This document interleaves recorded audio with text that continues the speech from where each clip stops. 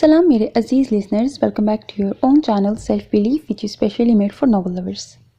Today is a complete novel named as गोशाए दिल से तुझे सदा दी मैंने by Mrs. Suhail Khan.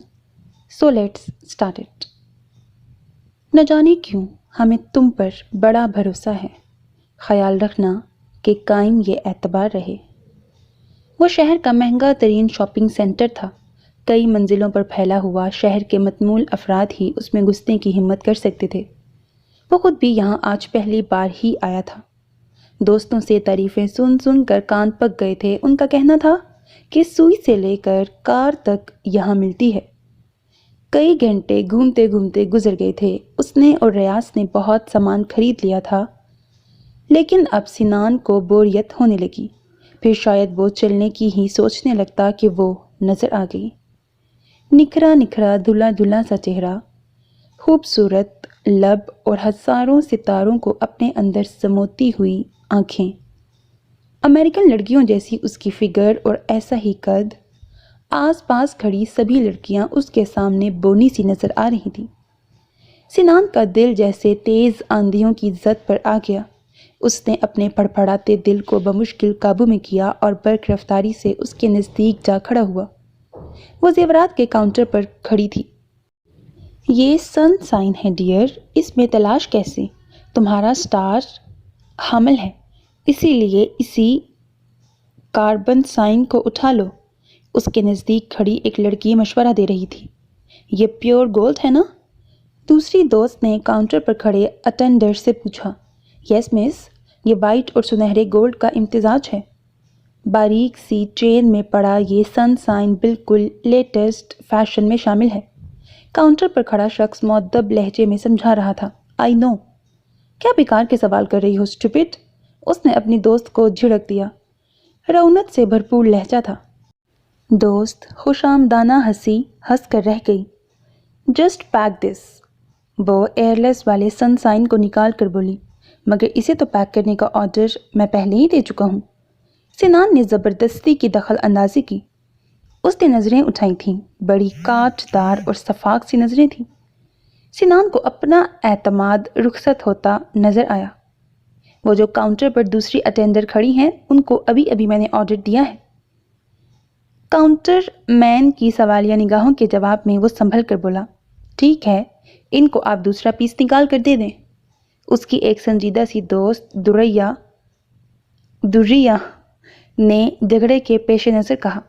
Sorry madam, ये सिर्फ एक ही पीस बचा है. काउंटर पर खड़ा अटेंडर सहूलत से समझा रहा था. मगर हमने अब ये उठा लिया है, इसलिए अब ये हमारा हो गया है. इसे सिर्फ हम ही लेंगे. लड़की ज़िद्दी लहजे में कह रही थी. मैडम, आप में से जो पहले जाकर कैशियर से इसकी रसीद बनवा लेगा, वो इसका हकदार हो जाएगा. वो अभी ये बात कह ही रहा था कि दुर्रिया ने फुर्ती दिखाई. वो तीर की तरह कैशियर के काउंटर पर पहुंची थी और कीमत अदा करके रसीद बनवाने लगी थी. सिनान को इस फुर्ती की उम्मीद नहीं थी, इसलिए वो थोड़ी देर के लिए सचमुच बौखला ही गया था. इसे कहते हैं असली स्मार्टनेस. वो मजाक उड़ाने वाले अंदाज में बोली. चमकती आंखों में फतह की लहरें मौजूद थीं. सिनान को कौन सा वो सनसाइन चाहिए था, वो तो उससे बात करने के लिए फौरी यही तरीका समझ में आया था. काउंटर पर खड़ी लड़की ग्राहकों के साथ बुरी तरह मसरूफ थी, इसीलिए बात बन गई थी.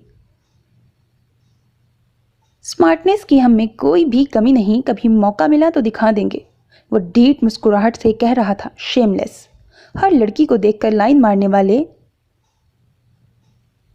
लगते हो. वो खूबसूरत सी नाक को सकोड़ते हुए अचानक गुस्से में आ गई. सबको नहीं, सिर्फ आपको. देखिए आपके साथ कितनी दोस्तें हैं, किसी की तरफ भी मैं देख ही नहीं रहा. बस आपको लाइन मारने का दिल चाह रहा है. वो बड़ी मासूम सूरत बनाकर कह रहा था. तो जमीता शहाबुद्दीन का दिल चाहा कि उसके सर पर शॉपर का बड़ा सा बैग दे मारे. वो तो उसकी गहरी दोस्त दुर्रिया उसे खींच खांच कर ले गई, वरना वो तो मरने मारने पर तुल गई थी. फिर वो सब सिनान को नजर न आई. शायद किसी और फ्लोर पर चली गई थी. سنان نے سوچا اور ریاض کو ڈھونڈنے کے لیے نظریں دوڑائیں تو وہ نظر ہی نہیں آیا۔ کہیں کھانے کے لیے تو نہیں گھس گیا؟ موٹے کو بھوک بہت لگتی ہے۔ میک ڈونلڈ اندر ہی بنا تھا۔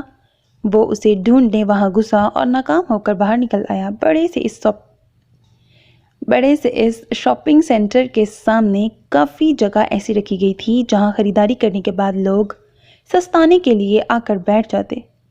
پیالے کی شکل میں بنایا حصہ بہت خوبصورت تھا۔ سیڑھیاں پیالے کی گہرائی میں لے جاتی جہاں سبزے اور خوبصورت پھولوں سے سجاوٹ کا کام کیا گیا تھا۔ شام کو یہاں گیتوں کا پروگرام چلتا اور خوب روشنیاں کی جاتی۔ پھر کافی دیر ڈھونڈنے کے بعد اسے یاد آیا کہ وہ جوتے خریدنے کی بات کر رہا تھا۔ اس خیال کے آتے ہی وہ واپس شاپنگ سینٹر میں گھسا تھا اور لفٹ کے ذریعے تیسرے فلور پر پہنچا۔ اس بار اس کا خیال صحیح نکلا تھا۔ ریاض واقعی وہی تھا۔ اوہو، اچھا ہوا یار تو آ گیا، ذرا دیکھ یہ والے جوتے کیسے ہیں۔ وہ سنان کو دیکھتے ہی خوش ہو گیا۔ اچھے تو لگ رہے ہیں، پہلے ٹرائی کر لو۔ وہ اسے ٹرائی روم کی طرف اشارہ کر کے بولا۔ چاروں طرف چھوٹے چھوٹے کیبن بنے تھے جس میں ہر کوئی کچھ نہ کچھ پہن کر ٹرائی لیتا نظر آیا۔ ارے یار، یہ سپورٹ شوز دیکھو، تم پر بہت سوٹ کریں گے، ذرا پہن کر تو دیکھو۔ ریاض اسے جدید سٹائل کے جوتے دکھا رہا تھا لیکن وہ کہاں دیکھ رہا تھا۔ دیکھو تو، وہ اسے کہہ رہا تھا۔ وہ سامنے والے کپڑوں کے سیکشن سے ایک ٹرائی روم سے نکل رہی تھی۔ تھوڑی دیر والی پینٹ شرٹ اس کے ہاتھ میں تھی اور اب وہ کالی چوڑی دار پاجامہ اور کالی ہی نیٹ کی شرٹ پہنے ہوئے تھی۔ اس رنگ میں اس کی گوری رنگت دہک رہی تھی۔ گہرے سیاہ بال شاید کلپ کی قید سے آزاد ہو گئے تھے۔ وہ اسے پر اسرار سیاہ رات کی طرح لگی تھی، بالکل نشہ آور۔ بھلا رات کے جادو سے وہ بچ سکتا تھا؟ سنو، اگر آج رات میں انتقال فرما جاؤں تو میرے مرنے کی خبر اس ساحرہ تک ضرور پہنچا دینا کہ تیرے جلوے کی یہ دل ناتواں تاب نہ لا سکا اور گری کے رحمت ہو گیا۔ چل یار، پہلے ٹرائی کر لے۔ ریاض اس کی عاشقانہ مزاج طبیعت سے واقف تھا، اسی لیے اشارہ کی گئی لڑکی کی طرف دیکھنا بھی گوارا نہیں کیا اور اسے ٹرائی روم میں دھکا دے دیا۔ جوتے پہننے کے دوران بھی اس کا دل اسی لڑکی اور اس کے کمر سے نیچے آتے سیاہ بالوں میں الجھا رہا۔ یہاں اس کے سامنے کھڑے ہو کر دیکھو۔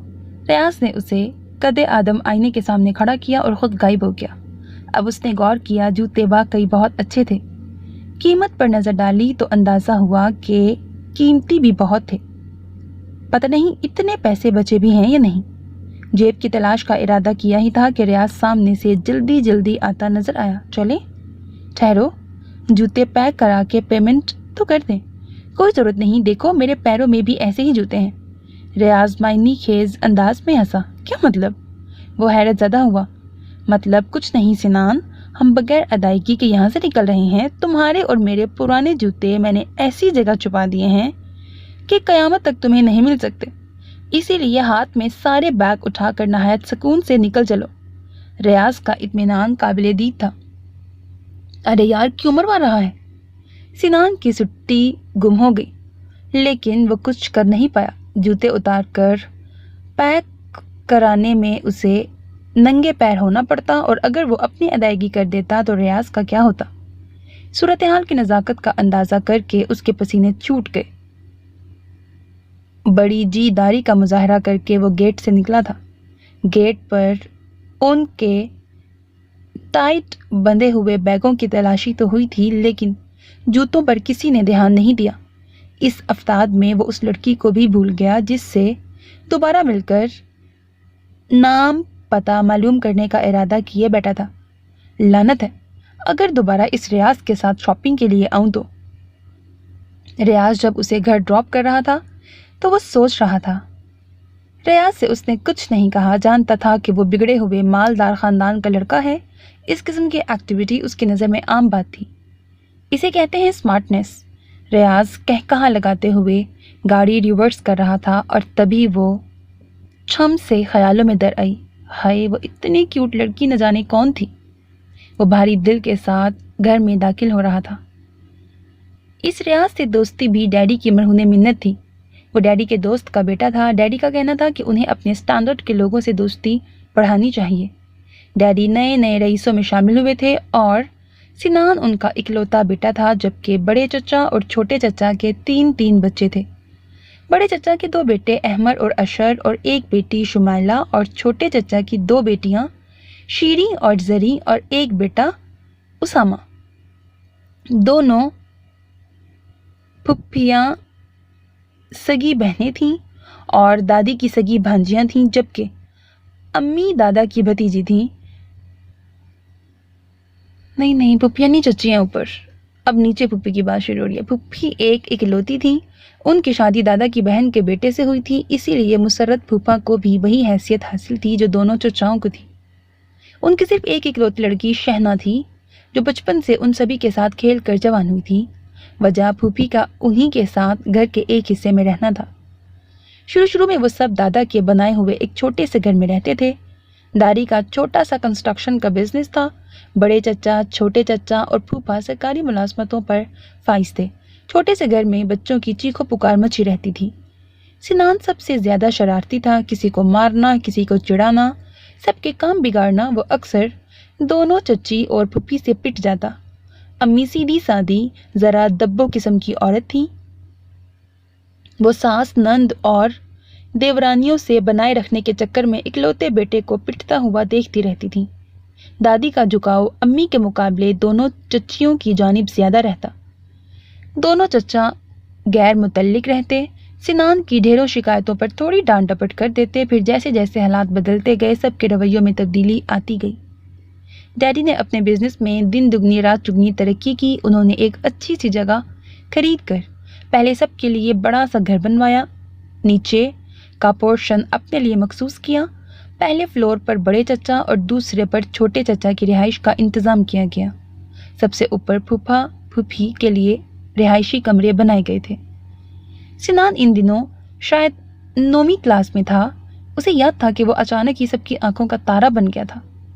اس کی شرارتیں فخریہ انداز میں سب کے سامنے، خاص کر ڈیڈی کے سامنے سنائی جاتی۔ گھر کا ہر فرد اس کا خیال رکھتا۔ سارے ہی کزنز اس کے سامنے دبے دبے سے رہتے۔ یوں بھی ڈیڈی نے اسے سب کے ساتھ والے اسکول سے اٹھا کر شہر کے بہترین اسکول میں ڈال دیا تھا۔ وہ اسے صبح خود کار سے چھوڑ کر آتے اور دوپہر کو ڈرائیور کے ساتھ اس کی واپسی ہوتی۔ اسے سب سے خوبصورت اور بہترین کمرہ دیا گیا تھا۔ اس کی الماریاں کپڑوں سے بھری ہوتی۔ احمر، اشر اور اسامہ اس کے ارد گرد ہی گھوما کرتے۔ کبھی انہیں سنان کی شرٹ کی ضرورت ہوتی تو کبھی نئی جوتوں کی۔ وہ بھی بڑی فراخ دلی سے انہیں سب چیزیں بخش دیتا اور پھر اکثر واپس لینا ہی بھول جاتا۔ شیریں، زری اور شہنا نئی نئی ڈشیں بنا کر اسے چکھانے کے لیے ضرور لاتی۔ وہ بھی سب سے خوب کام کراتا۔ کپڑے پریس کرانے کے لیے، نئی نئی چیزیں کھانے کے لیے وہ اکثر پھپھی اور چچاؤں کے پورشن کا ہی رخ کرتا، اور پھر اس کی وہ خاطر مدارات ہوتی کہ بس امی نے تو اب اس کے کھانے پینے کی فکر ہی چھوڑ دی تھی۔ اس دن بھی وہ پھپھی کے ہاں سے خوب کھا پی کے آیا تھا اور دادی کی گود میں لیٹ گیا۔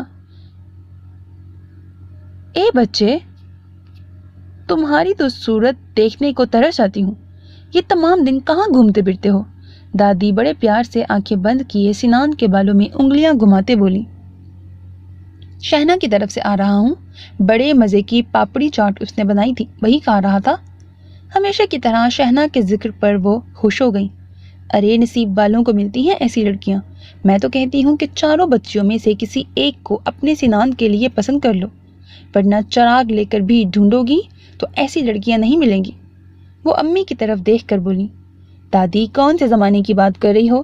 چراغ لے کر ڈھونڈنے کی کیا ضرورت ہے؟ ٹیوب لائٹ کے نیچے بٹھا کر دیکھیں گے، اور اگر لائٹ چلی گئی تو ایمرجنسی لائٹ استعمال کریں گے، ورنہ ٹارچ تو بہت ساری ہے اپنے پاس۔ سنان ہمیشہ کی طرح دادی کی بات کو ہوا میں اڑاتے ہوئے بولا، لڑکے کبھی تو سیریس ہو جایا کر۔ شیریں اور زری BA کے دوسرے اور پہلے سال میں تھیں۔ شہنا 12ویں کے بعد تعلیم کو خیر آباد کہہ چکی۔ شمائلہ BA کر چکی ہے۔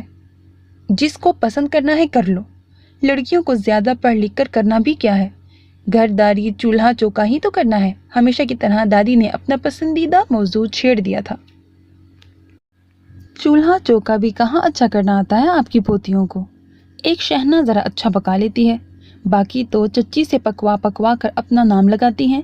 میں سب جانتا ہوں، کیوں امی؟ اس نے خاموش بیٹھی امی کو اپنی اور دادی کی گفتگو میں شامل کیا۔ نہیں بیٹا، ایسا کیوں کہہ رہے ہو؟ لڑکیاں اچھی اور سگڑ ہیں۔ امی فوراً گھبرا کر بولی، مبادا دادی برا نہ مان جائے۔ جب سے یہ پورشن بنا تھا دادی انہی کی طرف رہتی تھی۔ امی ہر دم ان کے آگے پیچھے پھرتی، پھر بھی خصوصی صلاح مشورہ پھپھی اور دونوں چاچیوں سے ہی ہوتا۔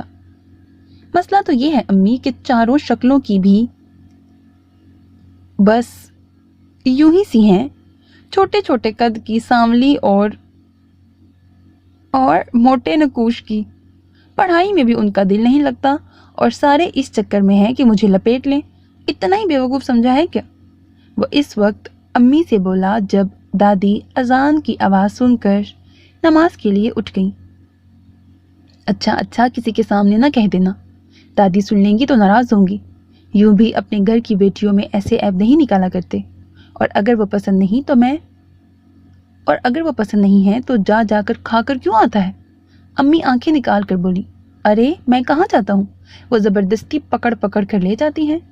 وہ بڑی معصوم شکل بنا کر بولا، پچھلے سال یاد نہیں ہے جب میرے کام کے امتحانات چل رہے تھے، شہنا رات کے 2 بجے اٹھ کر میرے لیے چائے بنا کر لاتی تھی۔ ایسی محبتوں کی قدر کرو بیٹا، اتنا خیال رکھنے والی لڑکی کہاں ملے گی؟ امی کی شدید خواہش تھی کہ سنان شہنا کے لیے راضی ہو جائے۔ ارے میری بھولی امی، یہ سب دکھاوٹی باتیں اور بناوٹی محبتیں ہیں۔ آپ کو کیا معلوم ہمارے پیچھے آپ کے، میرے اور ڈیڈی کے بارے میں یہ لوگ کیا کیا باتیں کرتے ہیں؟ میں نے خود سنی ہیں ان کی باتیں، اپنے ہیں اسی لیے نظر انداز کر دیتا ہوں، آگے پیچھے گھومتے اس لیے ہیں کہ اتنا مالدار، سمارٹ اور خوبصورت لڑکا انہیں کہاں ملنے والا ہے۔ وہ لاڈ سے امی کی گود میں سر گھساتا ہوا بولا۔ امی نے پیار اور فخر کی ملی جلی کیفیت سے بیٹے کو دیکھا تھا۔ حقیقتاً وہ خاندان کا سب سے خوبصورت لڑکا تھا، لمبا قد، گوری رنگت اور جاذب نظر نکوش۔ اسے سبھی کزنز کے درمیان نمایاں رکھتے۔ ایک زمانے میں اسے ورزش کا شوق ہوا تھا جس کی وجہ سے جسم اور بھی مضبوط اور طاقتور ہو گیا تھا۔ ڈیڈی نے اسی سال اسے نئی کار دلائی تھی۔ ایک پوش کالونی میں 2000 گز پر جدید ڈیزائن کی کوٹھی انہوں نے تعمیر کروائی۔ اب کئی مہینوں سے وہ ماں بیٹے کے پیچھے پڑے تھے کہ اس گھر کو، ان لوگوں کو دیکھ کر وہ نئی کوٹھی میں شفٹ ہو جائیں، لیکن امی کا دل ان سبھی لوگوں کے درمیان لگتا تھا۔ وہ مسلسل انکار کر رہی تھیں۔ ان کا کہنا تھا کہ سنان کی شادی کے بعد وہ اس اکیلے گھر میں شفٹ ہوں گی۔ تم اور تمہارے باپ دونوں کی سوچ ایک جیسی ہے، وہ بھی خاندان میں شادی کے خلاف ہیں، کہتے ہیں کہ باہر سے کسی مالدار گھر کی بہت خوبصورت سی لڑکی کو بہو بنا کر لائیں گے، تو بھلا اپنے گھر کی چھوڑ کر باہر کی لانا نادانی ہی تو ہے۔ سنان بھائی پلیز، اگر ہو سکے تو ہمیں ہماری دوست کے گھر چھوڑ دیں، اس کی سالگرہ ہے آج۔ وہ چاروں تیار کھڑی تھیں، خوب بھڑک دار کپڑوں میں تھیں اور تیز قسم کا میک اپ بھی کر رکھا تھا۔ احمر اور اشر سے کیوں نہیں کہتی؟ سنان ان کے حلیوں کو دیکھ کر جھلائے ہوئے لہجے میں بولا، وہ کہاں ہاتھ لگتے ہیں، اسامہ بھی غائب ہے۔ شہنا رونے کو ہو گئی۔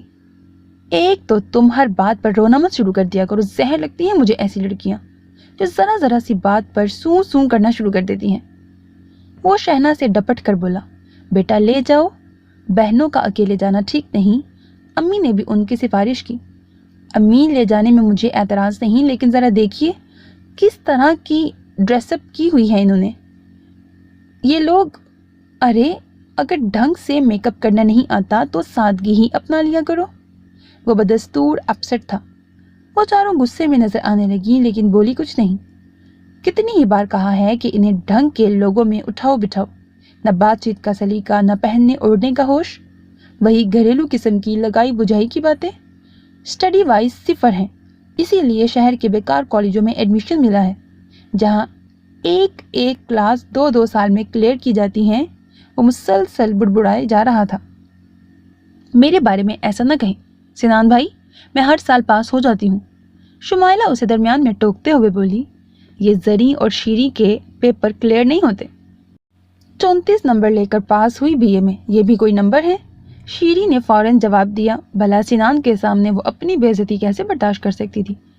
تم سب ایک جیسی ہو، سنان نے ڈپٹ کر کہا۔ شہنا تو 12ویں میں فیل کیا ہوئی آگے بڑھنے سے ہی انکار کر دیا۔ وہ سب لڑتی جھگڑتی کار میں بیٹھ گئیں تو اسے ناچار انہیں لے جانا پڑا، مگر جب کار سے اترتے ہی بحیثیت کزن اس کا تعارف ان کی اونگی بونگی دوستوں سے ہوا اور انہوں نے اشاروں کنائیوں میں انہیں چھیڑنا شروع کیا اور وہ سب دوپٹے کا پلو دبا دبا کر شرمانا لجانا شروع ہو گئیں تو سنان کا دل چاہنے لگا اپنا سر پیٹ لے۔ پھر وہ غصے سے بھرا آندھی طوفان کی طرح ہی گھر واپس آیا۔ ان کے ساتھ قسمت پھوڑنے کی باتیں کرتی ہیں امی؟ وہ بے حد جھلایا ہوا تھا۔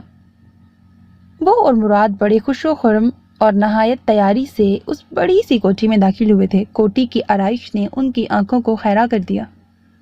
باہری لان کو دیکھ کر ہی اندازہ ہوتا تھا کہ صاحب مکان اعلیٰ ذوق کے مالک ہیں۔ گھر کے سبھی افراد کہاں ہیں؟ سنان سے آخر ضبط نہ ہو سکا تو وہ ساتھ چلتے ملازم سے پوچھ بیٹھا، اندر تشریف لے جائیے، آپ کی ملاقات ہو جائے گی۔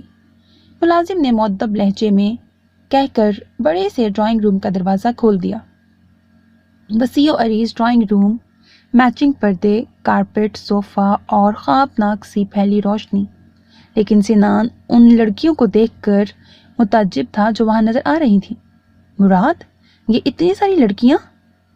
ہم نے تو ایک ہی لڑکی کو دیکھنے کی خواہش کی تھی۔ سنان دھیمے لہجے میں مراد سے کہہ رہا تھا۔ پوری 25 ہیں؟ مراد پھنسی پھنسی آواز میں بولا۔ وہ اتنی دیر میں انہیں گن چکا تھا۔ کچھ گڑبڑ ہے یار، میرے خیال سے واپس ہونا چاہیے۔ مراد کے چہرے کا رنگ اڑ گیا تھا۔ وہ ساری کی ساری اٹھ کھڑی ہوئیں، ایک سے ایک خوبصورت، ویل ڈریس، سبھی کے تیور خطرناک تھے۔ اس میں سے تمہاری والی کون سی ہے؟ وہ ایسے بولا تھا کہ ہونٹ بمشکل ہلے تھے۔ مجھے کیا معلوم، میں نے کون سا دیکھا ہے؟ مراد گھبرا کر بولا۔ اس دیکھنے کے چکر نے ہی یہ ساری مصیبت کھڑی کی تھی۔ مراد کا رشتہ اس خاندان میں تقریباً طے ہو چکا تھا جب اس نے خود لڑکی کو دیکھنے اور اس سے 2-3 ملاقاتوں پر زور دیا تھا۔ بہترین خاندان تھا، زبردست لوگ تھے اور لڑکی خوبصورت تھی۔ گھر والے مکمل طور پر مطمئن تھے۔ خود مراد نے بھی سارے معاملات گھر والوں کو سونپ کر اطمینان سے تھا کہ اس کی شامت اعمال کہ انہی دنوں جب بات تقریباً طے ہو چکی تھی اس کی ملاقات اپنے بچپن کے دوست سنان سے ہو گئی۔ دونوں کا M.Com تک ساتھ تھا۔ پھر مراد تو بینک میں اچھے عہدے پر فائز ہو گیا اور سنان میس کمیونیکیشن کی طرف چلا گیا، تو دونوں کی ملاقاتیں پہلے کم اور پھر کم ہو گئیں۔ وہ تو اتفاق سے اس دن شاپنگ کرتے ہوئے دونوں کی ملاقات ہوئی، پھر کیفے میں بیٹھ کر چائے پیتے ہوئے دونوں کی گھنٹوں بات چیت ہوئی، اور وہیں سنان کے علم میں یہ بات آئی کہ مراد نے بغیر دیکھے بغیر لڑکی کو سمجھے رشتے کے لیے حامی بھر دی ہے۔ تو اس نے مراد کو اکسانا شروع کیا کہ وہ لڑکی سے 2-4 ملاقاتیں ضرور کرے، نہ جانے کس مزاج اور عادت کی ہو، آخر کو ساری زندگی اس کے ساتھ گزارنی ہے۔ پھر مراد کے والدین کو اطلاع دیے بغیر دونوں نے مراد کی متوقع سسرال فون بھی کر ڈالا تھا۔ ادھر مراد کی سالی نیلم تھی۔ نیلم کے توسط سے فون پر دادی جان کو بلایا گیا تھا اور مراد نے صاف لفظوں میں اپنی خواہش کا اظہار کر دیا، اور ان دونوں کو خوشگوار سی حیرت ہوئی جب دادی جان نے کچھ دیر خاموش رہنے کے بعد انہیں گھر آنے کی دعوت دی تھی۔ مراد مزاجن سیدھا سادہ اور دوسروں کے اثر میں جلدی آنے والا بندہ تھا۔ اتنا بڑا فیصلہ گھر والوں کو بتائے بغیر کر تو لیا تھا، لیکن اب تنہا آنے کی ہمت نہیں ہو رہی تھی۔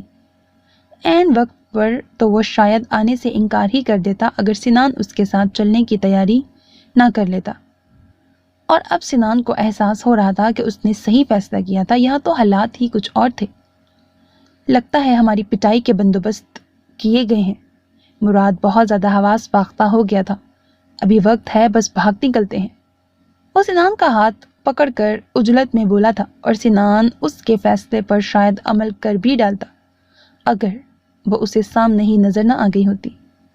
پیچ کلر کے شلوار سوٹ میں وہ نکھری سنوری سبھی لڑکیوں میں ممتاز تھی۔ ٹھہرو، حالات سے فرار ہر مسئلے کا حل نہیں ہوتا، آؤ اندر چلتے ہیں۔ وہ مراد کے شانے پر سختی سے دباؤ ڈالتے ہوئے اندر داخل ہوا۔ اب جو ہو سو ہو، یہ تو آج معلوم کرنا ہی ہے کہ یہ لڑکی کون ہے۔ ان میں سے 5-6 نے ان کے گرد گھیرا ڈال لیا تھا۔ سبھی کے تیور خطرناک تھے۔ موسٹ ویلکم، یقیناً آپ مراد رحمانی ہیں۔ وہی آگے بڑھ کر مراد کی طرف اشارہ کر رہی تھی۔ ہم آپ کی قیادت شناسی کی داد دیتے ہیں۔ حیرت ہے کہ آپ بغیر تعارف کے پہچان گئی۔ سنان نے اپنی خوش دلی برقرار رکھی تھی۔ ان کے فیملی ممبرز کو ہم نے دیکھ رکھا تھا، اسی لیے دقت نہیں ہوئی۔ دوسری لڑکی نے جواب دیا، جبکہ اس نے سنان کو جواب دینے کی ضرورت بھی محسوس نہیں کی تھی۔ وہ بدستور مراد کی جانب متوجہ تھی۔ ہاں، تو آپ سائمہ کو دیکھنا چاہتے ہیں؟ لو، سائمہ موجود ہے یہاں۔ ساتھ ہی ساتھ ہمارے پورے خاندان کی لڑکیاں یہاں آپ سے ملنے آ پہنچی۔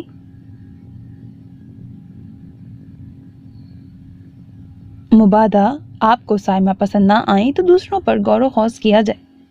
وہ طنزیہ انداز میں مسکرا رہی تھی تو گویا آپ یہ حق دیتی ہیں۔ چلو یار، پسند کر لو، بلکہ میں بھی اپنے لیے پسند کر ہی لیتا ہوں۔ مہربانی کر کے آپ لوگ اپنا تعارف کراتی جائیں۔ وہ دل جلانے والی مسکراہٹ سے بولا۔ شٹ اپ، آپ اپنی زبان بند رکھیے، ہم مراد بھائی سے مخاطب ہیں۔ وہ اس پر چڑھ دوڑی۔ تھینک گاڈ، مراد بھائی کہنے سے یہ تو ثابت ہو گیا کہ تم سائمہ بھابھی نہیں ہو، ورنہ ایک منٹ کے لیے تو میں یہ سوچنے پر مجبور ہو گیا تھا کہ بدقسمتی سے اگر ایسا ہو گیا تو میرا کیا ہوگا۔ وہ اپنی بگ بگ سے باز نہیں آ رہا تھا، جبکہ مراد کے چہرے پر ایک رنگ آ رہا تھا، ایک جا رہا تھا۔ آپ جیسے 3rd کلاس لوگ اب مجھے پسند کریں گے، وہ بڑی نخوت سے بولی۔ آپ اپنے دوست کی خیر منائیے کہ اب ان کا رشتہ بھی ہمارے خاندان میں ہوتا ہے یا نہیں۔ آپ کی دادی کہاں ہے؟ میں ان سے مل کر بات کلیئر کرتا ہوں، مراد گھبرا کر بولا۔ یہ رہیں۔ ہنستے ہوئے ایک لڑکی نے اسی کی طرف اشارہ کیا تھا۔ کیا مطلب؟ وہ دونوں ہی پریشان ہو گئے۔ مطلب یہ کہ میں نے ہی دادی جان بن کر آپ دونوں سے بات کی تھی۔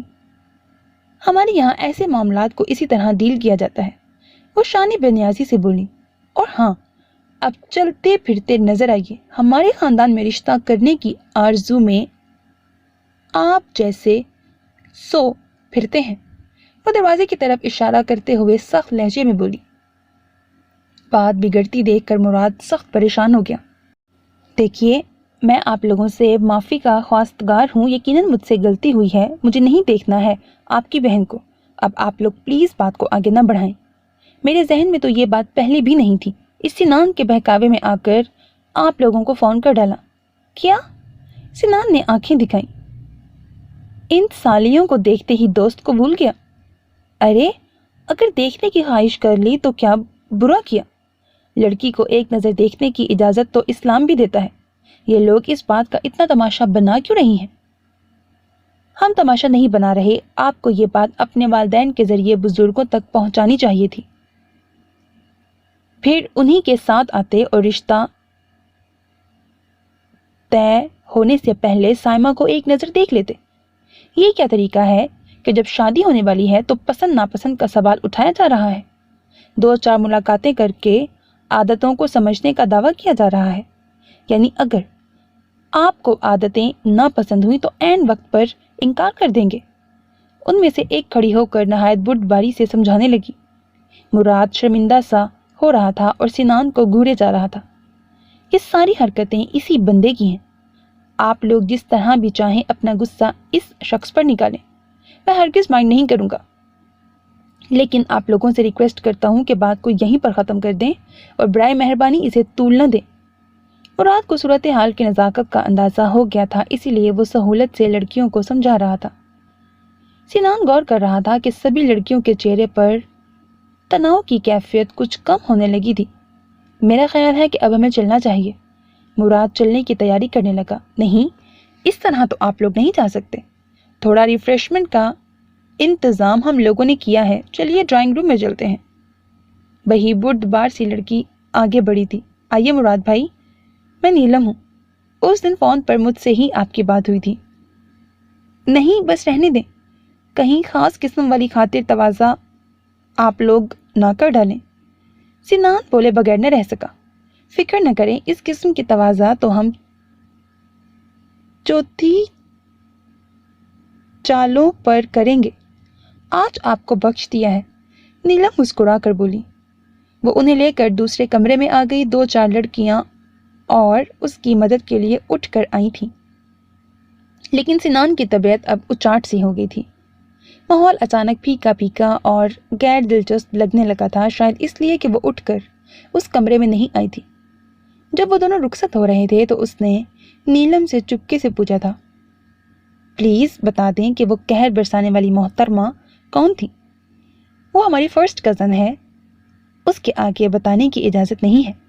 وہ ہنستے ہوئے لاچاری کا مظاہرہ کرنے لگی تو سنان کو اپنے غصے کا گھونٹ گھونٹ کر کے پینا پڑا۔ پھر شادی کا دعوت نامہ اسے 1 مہینے بعد ملا۔ اس دوران اس کی ملاقات مراد سے بالکل نہ ہوئی۔ پہلے اس کے میس کمیونیکیشن کے پریکٹیکل امتحانات ہوئے، پھر تھیوری کے پیپرز شروع ہو گئے۔ اسے چونکہ ہمیشہ کی طرح پوزیشن لینی تھی، اسی لیے وہ اسٹڈیز کی طرف مکمل طور پر متوجہ اسے ہونا پڑا۔ شادی سے صرف 1 دن پہلے اس کے پیپر ختم ہوئے تو وہ اتنا تھک گیا تھا کہ چاہنے کے باوجود مراد کے پاس نہ جا سکا۔ اس دن لڑکے والے مہندی لے کر دلہن کے گھر جا رہے تھے۔ مراد کا کئی بار فون بھی آیا تھا۔ سنان نے اگلے دن آنے کا وعدہ کر لیا۔ پھر دوسرے دن وہ سیدھا میرج ہال میں ہی پہنچا تھا۔ خواہش تو جلدی پہنچنے کی تھی، لیکن برا ہوا اس ٹریفک کا، جس کی وجہ سے وہ کافی دیر میں پہنچ پایا۔ میرج ہال بے شمار روشنیوں سے جگمگا رہا تھا۔ وہاں بے شمار لوگ تھے۔ وہ ان میں سے گزرتے ہوئے 2-4 دوستوں سے جا ملا۔ معلوم ہوا کہ نکاح ہو چکا تھا اور دلہن کو سٹیج پر دلہا کے پاس لا کر بٹھا دیا گیا تھا۔ وہ مراد کی ناراضگی کے پیش نظر جلدی سٹیج پر چڑھا تھا۔ یہ وقت ہے آنے کا، وہ حسب توقع دھاڑا تھا۔ جاؤ، الٹے پیروں لوٹ جاؤ۔ اچھا یار، کبھی دیکھا ہے دلہے کو اس طرح داڑتے ہوئے؟ بھابھی بیچاری ڈر جائیں گی اور مہمان کیا سوچیں گے؟ سنان ہنستے ہوئے اسے گلے لگاتا ہوا شرارتی انداز میں بولا تھا، بڑے افسوس سے مبارکباد دے رہا ہوں کہ آج تم ہم کواروں کے گروپ سے نکل گئے۔ کہتے کہتے اس نے دلہن بنی سائمہ کی جانب دیکھا۔ وہ ایک خوبصورت نقوش کی لڑکی تھی۔ اس دن وہ ان سب لڑکیوں کے درمیان کہاں بیٹھی تھی، یہ اسے دماغ پر زور دینے پر بھی یاد نہ آیا۔ معاف کیجیے گا بھابھی، اس دن آپ لوگوں کو بہت پریشان کیا۔ مراد سے ملنے کے بعد وہ سائمہ کی طرف جھکتے ہوئے بولا۔ سائمہ نے ایک ذرا سی نظر اس پر ڈالی تھی، مسکرائی اور پھر چہرہ جھکا لیا۔ یہ آپ کے لیے امی نے بھیجا ہے۔ سنان نے نہایت تمیز سے ایک چھوٹا سا جیولری باکس اس کی طرف بڑھایا، جسے اس نے شکریہ کے ساتھ قبول کر لیا تھا۔ پھر کچھ دوسرے لوگ آ گئے اور سنان مراد کے کافی روکنے کے باوجود بھی نیچے اتر آیا۔ نیچے سٹیج کے ساتھ کافی جگہ چھوڑ کر گول گول میزیں ڈالی گئی تھیں۔ ہر میز کے گرد 5 کرسیاں رکھی گئیں۔ لوگ گروپ بنا کر بیٹھے خوش گپیوں میں مصروف تھے۔ لگتا ہے سارا شہر ہی امٹ آیا تھا۔ شہر کی کئی مشہور ہستیوں سے وہ واقف تھا۔ پھر بہت سے لوگوں سے ہوتی اس کی نظر اس پر جا کر ٹھہر گئی۔ اسکائی بلو راجستھانی لہنگا پہنے وہ آنکھوں کو کھیرا کیے دے رہی تھی۔ سفید دبکے کا بھاری کام اور ہیرے کا نازک سا کرنیں بکھیرتا سیٹ۔ ہیرے کی ہی چھوٹی سی بندیا بھی اس کی حسین سی پیشانی پر سجی ہوئی تھی۔ بہت سی لڑکیاں اس کے ساتھ تھیں۔ وہ بے ساختہ کھینچا چلا گیا۔ دے دیا دل انہیں ہم نے مانگے بنا، کیا یہ دریا دلی، کیا سخاوت نہیں؟ پاس پہنچ کر بے ساختہ یہ شعر اس کے ہونٹوں پر مچل گیا۔ واہ، کیا خوبصورت شعر ہے! سبھی لڑکیوں نے داد دی تھی، مگر کس کے لیے ہے؟ وہ ان سبھی کو پہچان گیا تھا۔ وہ مراد کی سالیاں تھیں۔ لو شروع ہو گئی بےہودگیاں۔ میں سوچ رہی تھی کہ محفل اتنی پرسکون کیوں ہے، اس قسم کے لوگ نہیں آئے تھے نا۔ وہ برا سا منہ بنا کر رخ موڑ گئی۔ چلیے آپ نے کسی طرح تو ہمیں یاد کیا، وہ آگے کہتے کہتے رک گیا۔ نظر ایک بار پھر اس کے لمبے گھنے سیاہ بالوں میں اٹک سی گئی تھی۔ آج بھی اس نے اپنے بال کھول رکھے تھے، کمر سے بہت نیچے تک آتے لمبے بال۔ اس کے خاندان کی لڑکیوں کے تو ایک بالشت سے نیچے بال آتے ہی نہیں تھے۔ شہنا کی چوٹی کو تو وہ اکثر چھپکلی کی پونچھ کہا کرتا تھا، جس سے وہ بے حد چڑ جایا کرتی تھی۔ ایکسکیوز می، میں ایک شیمپو کی ایڈ بنا رہا ہوں۔ بہت دنوں سے مجھے ایک ایسے ماڈل کی تلاش تھی جس کے لمبے بال ہوں، کیا آپ اس میں کام کرنا پسند کریں گی؟ سیدان کچھ اتنے وقار سے اسے آفر کر رہا تھا جیسے وہ واقعی کوئی ایڈورٹائزنگ کمپنی کا جیسے کہ وہ کوئی واقعی ایڈورٹائزنگ ایجنسی رکھتا ہو۔ کیا؟ وہ پھاڑ کھانے کو دوڑی۔ کیا میں آپ کو ماڈل نظر آتی ہوں؟ مسٹر، آپ جو کوئی بھی ہو چلتے پھرتے نظر آئیں۔ ایسا نہ ہو کہ سائمہ کی شادی پر میں کسی کا مرڈر کر دوں۔ غصے سے وہ کانپ رہی تھی۔ Okay okay, take it easy, عجیب لڑکی ہے، لوگ تو ماڈلنگ کے دیوانے ہوتے ہیں۔ وہ اسے اتنا غصے میں دیکھ کر شوخ مسکراہٹ بکھیرتا آگے بڑھ گیا۔ پھر بہت سے دوستوں کے درمیان بھی وہ بے کل سا رہا۔ بے قراری تھی۔ اس کا تعارف کیسے حاصل کیا جائے؟ اب سٹیج کے آگے پڑی جگہ پر دو گروپ آ کے بیٹھ گئے تھے۔ مائک نکال لیے گئے، ایک طرف لڑکیوں کا گروپ تھا تو دوسری طرف لڑکے ٹیم بنا کر بیٹھ گئے تھے۔ شاید انتاکشری کھیلی جا رہی تھی۔ وہ سوچتا ہوا نزدیک کی کرسیوں پر جا بیٹھا۔ کئی بے سری آوازوں کے بعد ہواؤں کے دوش پر لہراتی ہوئی ایک مسحور کن سی آواز آئی۔ سنان کے علاوہ بہت سے لوگوں نے آواز کی سمت دیکھا تھا۔ وہ بڑے جذب سے گا رہی تھی۔ حسن اور ترنم ایک ساتھ یکجا ہو گئے۔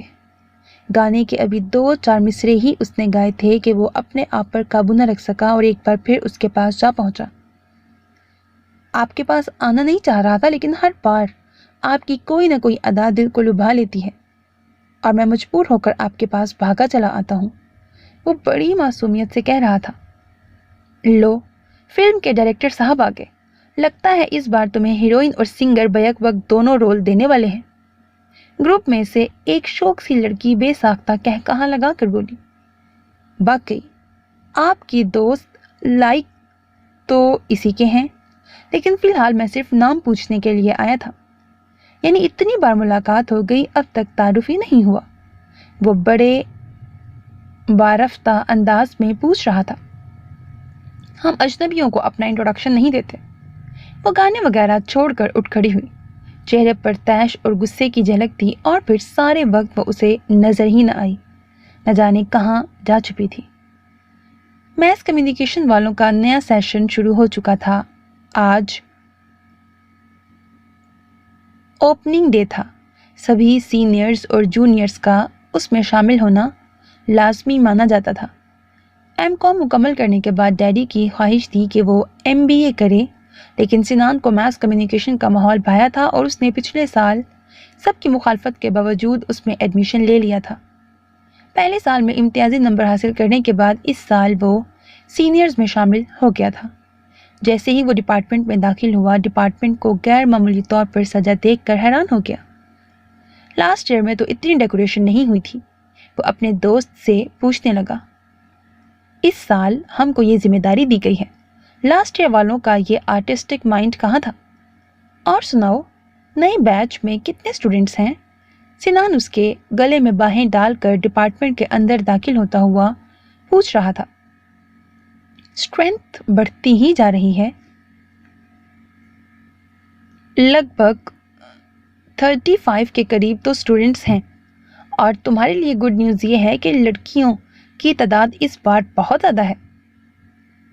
وجے اس سے نئی معلومات دینے لگا۔ وہ کئی دن کے بعد آج ہی آیا تھا۔ ریئلی؟ وہ سچ مچ خوش ہو گیا۔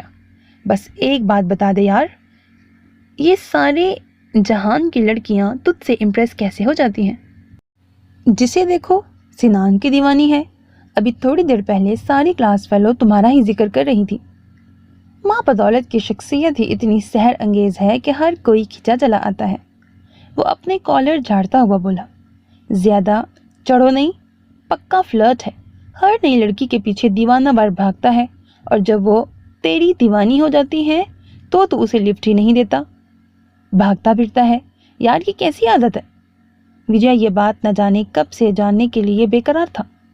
بس ایسی ہی عادت ہے مائی ڈیئر، ہر نئی خوبصورت لڑکی ایک گمنام جزیرے کی طرح محسوس ہوتی ہے۔ دل چاہتا ہے کہ کولمبس بن کر میں اسے کھوجوں، تلاش کروں، لیکن ذرا سی دوستی کرتے ہی اس کی کوئی نہ کوئی خرابی میری نظروں کے سامنے آ جاتی ہے، اور پھر طبیعت کی اکتاہٹ کے باعث اس جزیرے پر آگے بڑھنے کو دل ہی نہیں چاہتا۔ وہیں سے میری واپسی ہو جاتی ہے اور نئے سرے سے نئے خوابناک جزیرے کی تلاش شروع۔ مجھے تلاش ہے ایک مکمل پاکیزہ حسن کی جس میں ڈھونڈنے سے بھی کوئی خامی نہ مل سکے۔ بائی دا وے، نئے بیچ کی لڑکیاں ہیں کیسی؟ سنان جاننے کے لیے بے چین ہو گیا۔ بہت سمارٹ اور حسین ہے۔ وجے پرجوش ہو گیا۔ آج چیف گیسٹ کون آ رہا ہے؟ سنان کو اچانک ہی خیال آیا تھا۔ اوپننگ ڈے پر کسی سیاسی لیڈر یا فلم سٹار جیسی کسی بڑی ہستی کو بلایا جاتا تھا۔ اس اہم شخصیت کی تقریر کے بعد نئے بیچ کے سبھی طلباء کھڑے ہو کر اپنا اپنا تعارف کراتے تھے، اپنے نام کے علاوہ اپنے بارے میں چند پرمزاح فکرے بھی کہتے۔ دونوں جب آڈیٹوریم میں داخل ہوئے تو سبھی تیاریاں مکمل تھیں۔ اہم شخصیت پرنسپل وغیرہ کے ساتھ سامنے ہی اسٹیج پر نظر آئیں۔ اسے پہچاننے میں ذرا دیر نہ لگی، وہ مشہور فلم سٹار شبانہ عظمی تھی۔ سیٹیں سبھی بھر چکی تھیں، نئے اور پرانے سبھی چہرے بیٹھے نظر آئے۔ وہ وجے کے ساتھ اپنے پرانے ساتھیوں میں آ کر بیٹھ گیا۔ پھر لمبی اکتا دینے والی تقاریر شروع ہو گئی۔ اس کی نظریں تقریر کرنے والوں پر، جبکہ ذہن گھر میں پھیلی سیاست میں الجھا ہوا تھا۔ اس کی سمجھ میں نہیں آ رہا تھا کہ اپنی سادہ لوح ماں کو ان چلاک لوگوں سے کیسے بچائے۔ آج اس فنکشن میں آنے کے لیے 3 پیس سوٹ پہن کر جب اس نے ٹائی باندھنی چاہی تو پورا کا پورا ڈبہ غائب تھا۔ وہ سبھی رنگوں کی ٹائیوں کو ایک بڑے ڈبے میں جمع کر رکھتا تھا تاکہ وقت پر بآسانی دستیاب ہو سکے۔ کافی دیر میں جا کر یاد آیا کہ ٹائیاں تو اسامہ لے گیا تھا مانگ کر، اور چوں کر سنان کو یاد نہیں آیا تھا اسی لیے وہ واپس نہیں آئی تھی۔ پھر وہ جلدی جلدی اوپر چڑھ کر چھوٹے چچا والے حصے میں پہنچا تو دادی کی آواز نے پیچھے سے اس کے قدم پکڑ لیے۔ میں کہتی ہوں کہ سنان اگر شہنا کے لیے انکار کر رہا ہے تو زری کے لیے بات کر لیں۔ روپیہ پیسہ نہ کوئی آگے پیچھے، ارے ایسا لڑکا ہاتھ سے نہیں نکلنا چاہیے۔ اسے یاد آیا کہ رات ہی تو اس نے واضح طور پر شہنا کے لیے انکار کیا تھا۔ زری شیریں دونوں اس سال پھر فیل ہو گئی ہیں، آگے پڑھنے سے صاف انکار کر رہی ہیں۔ اب میں بھی سوچ رہی ہوں کہاں ان پر پیسہ برباد کروں، بس شادی ہو جائے تو اطمینان ہو۔ یہ چھوٹی چچی کی آواز تھی۔ ہاں ہاں اور کیا، پڑھا لکھا کر کیا ان سے نوکریاں کروانی ہیں؟ بڑی بہو تو کاٹ کی الو ہے، آج پکڑ کر ہاں کہلوا لوں، مگر یہ باپ بیٹے ہاتھ نہیں آ رہے۔ سنان کا رشتہ کہیں غیر خاندان میں ہوا تو سمجھو سب کچھ ہاتھ سے گیا۔ دادی کا لہجہ فکریہ تھا۔ کیا یہ گھر بھی خالہ اماں؟ میں تو اب اس پرانے گھر میں رہنے کا سوچ بھی نہیں سکتی۔ بڑی چچی بھی اس گفتگو میں آ کودی۔ اب اتنی بھی احمق مت سمجھو، یہ بال دھوپ میں سفید نہیں کیے، یہ گھر تو میں نے رحمان سے بہت پہلے ہی اپنے نام کرا لیا تھا، صرف تم لوگوں کی وجہ سے۔ میرے بعد تم لوگوں کو سر چھپانے کو آسرا رہے گا۔ دادی نہایت فخر سے اپنا کارنامہ سنا رہی تھی۔ ہاں تو انہیں ضرورت بھی کیا ہے، اتنا بڑا گھر بنا لیا ہے، اب یہ بڑی بھابھی اس کوٹھی میں جا کر رہتی کیوں نہیں؟ کہتی ہیں کہ تم سب کی محبت نے باندھ رکھا ہے۔ محبت سب بکواس ہے، خوف ہے کہ گھر خالی کرتے ہی کہیں ان کا قبضہ اس گھر سے ختم نہ ہو جائے، نیچے کا حصہ خالی ہو تو میں اسامہ کی شادی کا سوچوں۔ چھوٹی چچی کی لالچی آواز سنائی دینے لگی۔ سنان کا پارا ہائی ہونے لگا۔ کوئی لڑکی دیکھی ہے کیا؟ دادی کی آواز قدرے دھیمی ہوئی۔ ارے دیکھنے کی کیا ضرورت ہے، میں کیا بڑی بھابھی ہوں؟ جنہیں گھر کی لڑکیاں نظر نہیں آ رہی؟ اپنی شمائلہ ہے نا، بس اسی کے لیے اسامہ کو راضی کر لیا ہے۔ سنان کی اب سمجھ میں آیا تھا کہ بڑی چاچی آج کل اس سے زیادہ بات بھی نہیں کر رہی تھیں اور وہ پہلے والی خاطر تواضع والا انداز بھی برقرار نہیں رہا تھا۔ اس کی وجہ اس کی سمجھ میں اب آ رہی تھی۔ اس سے مایوس ہو کر انہوں نے اسامہ کے حق میں اپنا ووٹ دے دیا تھا۔ مائی نیم از زمیتا شہاب الدین۔ وہ ہڑبڑا کر جیسے واپس اس ماحول میں لوٹ آیا۔ نہ جانے کب تقاریر کا سلسلہ ختم ہو گیا تھا اور جونیئرز نے اپنا تعارف کرانا بھی شروع کر دیا تھا۔ سامنے وہ کھڑی تھی، یقیناً وہی تھی۔ دل و دماغ میں بسی صورت آنکھوں کے روبرو تھی۔ اسے اپنے خوش قسمت ہونے کا پہلی بار اندازہ ہوا۔ وہ بتا رہی تھی کہ وہ اس شہر کے پولیس کمشنر شہاب الدین صاحب کی بیٹی ہے۔ سنان نے بے ساختہ اپنے بالوں میں انگلیاں پھنسا دی۔ زمیتا، کیا انوکھا اور منفرد نام ہے۔ آخر کار تعارف ہو ہی گیا، اب کب تک چھپو گی مائی ڈیئر؟ سارے تفکرات اچانک ہی چھٹ گئے اور دل میں روشنیاں ہی روشنیاں بکھر گئیں۔ ایک عجیب سی خوشی رگوں پے میں اترتی محسوس ہو رہی تھی۔ اس کے بعد کون آیا اور کس نے اپنا تعارف کس انداز میں کرایا، اسے کچھ ہوش نہ تھا۔ وہ صرف زمیتا کی آواز اور اس کے سراپے میں ڈوبا رہا۔ وہ کدھر جا رہی تھی، کیا کر رہی تھی، کیا کھا رہی تھی اور کس سے باتیں کر رہی تھی؟ ہر لمحہ اس کے نظروں کے حصار میں تھا۔ نہ صرف اس دن بلکہ اب تو اس کا روز کا یہ معمول بن گیا تھا کہ وہ دن میں کئی گھنٹے اپنے جونیئرز کے ساتھ گزارتا۔ بہت سے نئے لڑکے اور لڑکیوں سے اس کی دوستی ہو گئی تھی۔ صبح 9 بجے سے کلاسیں شروع ہو جاتی تھیں۔ فرسٹ ایئر والوں کی تھیوری کلاسز 6 مہینے تک ہونی تھیں، جبکہ سیکنڈ ایئر والوں کی ہفتے میں صرف 2 دن کلاسیں ہوتی تھیں۔ باقی کا وقت وہ لوگ پریکٹیکلز میں گزار دیتے۔ 3 کا گروپ بنا ہوتا، پہلے اسکرپٹ لکھی جاتی، ڈاکیومنٹ فلمیں بنتی، دن بھر شوٹنگ کے لیے مارے پھرتے۔ سیکنڈ ایئر میں آنے کے بعد سارے مسائل خود ہی حل کرنے پڑتے۔ لیکچرار سے کم ہی واسطہ پڑتا۔ اگر کہیں کوئی مشکل پیش آتی تو انہیں باقاعدہ لیکچرار سے اپائنٹمنٹ لینا پڑتا اور مسائل پورا گروپ ان کے سامنے پیش کر دیتا۔ سنان کے گروپ میں نازیہ اور لوریٹا تھی۔ اس دن گیسٹ لیکچر تھا۔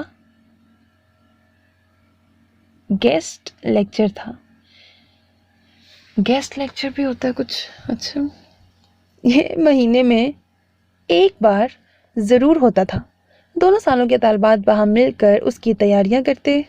کوئی مشہور film star, T V artist یا ڈائریکٹر کو بلایا جاتا، چھوٹی سی ٹی پارٹی کا اہتمام کیا جاتا، گیسٹ فلم میکنگ پر لیکچر دیتا اور مختلف فلمیں پروجیکٹر پر دکھا کر ضروری امور پر تبصرہ کرتا۔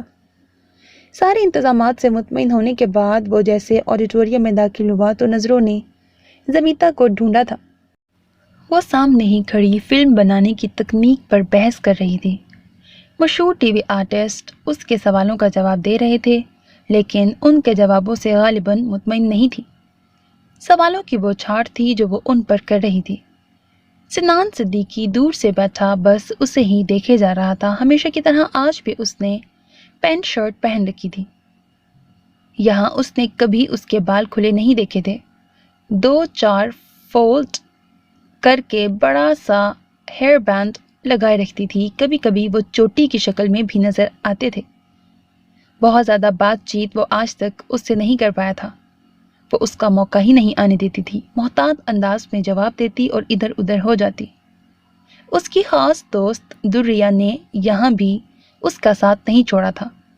دونوں ہر دم ساتھ ہی رہتی تھی۔ پریکٹیکل کے وقت ایک اور لڑکی ان دونوں کے ساتھ نظر آتی، البتہ ابھی تک کوئی لڑکا ان کے ساتھ نظر نہیں آیا تھا۔ وہ اٹھ کھڑا ہوا۔ گیسٹ کو زیادہ سوالات کر کے پریشان کرنے کی اجازت نہیں تھی اور وہ انہیں زچ کر رہی تھی۔ بحیثیت منتظم اسے زمیتا کو روکنا پڑا۔ زمیتا، اب ختم کرو پلیز۔ وہ نزدیک جا کر دھیمے سے بولا۔ ہاں زمی، اب بیٹھ جاؤ، دیکھ نہیں رہی بیچارہ تھک گیا ہے، اور لوگوں کو بھی پوچھنے کا موقع دو، دریہ کہہ رہی تھی۔ سنان سے اس کی اچھی سلام دعا تھی۔ ओके, वो कुछ सोच कर मान गई और सीट पर वापस आकर अपनी कॉफ़ी उठा ली। ये तो ठंडी हो गई डियर, लाओ मैं तुम्हें दूसरी ला देता हूँ, सिनान ने ज़रा फ्री होते हुए कहा और अपनी खिदमत पेश कर दी। उसके इज्तनाब के बावजूद वो उससे फ्री होने का कोई मौका हाथ से जाने नहीं देता था। उसका तगाफुल, उसका गुरेज उसे दूसरी लड़कियों से मुमताज़ करते थे। नो थैंक यू, वो रुखाई से बोली। मैं अपने काम खुद ही करती हूँ, और हाँ, डियर कहने का हक मैं सिर्फ अपने दोस्तों को देती हूँ। क्या मैं अभी तक तुम्हारे दोस्तों के ज़ुमरे में नहीं आया? सिनान आसानी से हार मानने वाला नहीं था। अभी तक से क्या मुराद है आपका? वो उसकी आंखों में आंखें डालकर बेखौफी से बोली। यहाँ मेरे दोस्तों में बस दुरिया आती है, अंडरस्टैंड? वो सुकून के साथ कहती कॉफ़ी लेने चली गई। फिर बहुत सारे दिन गुजर गए। सिनान ने भरपूर कोशिश की थी ज़मीता से घुलने मिलने की।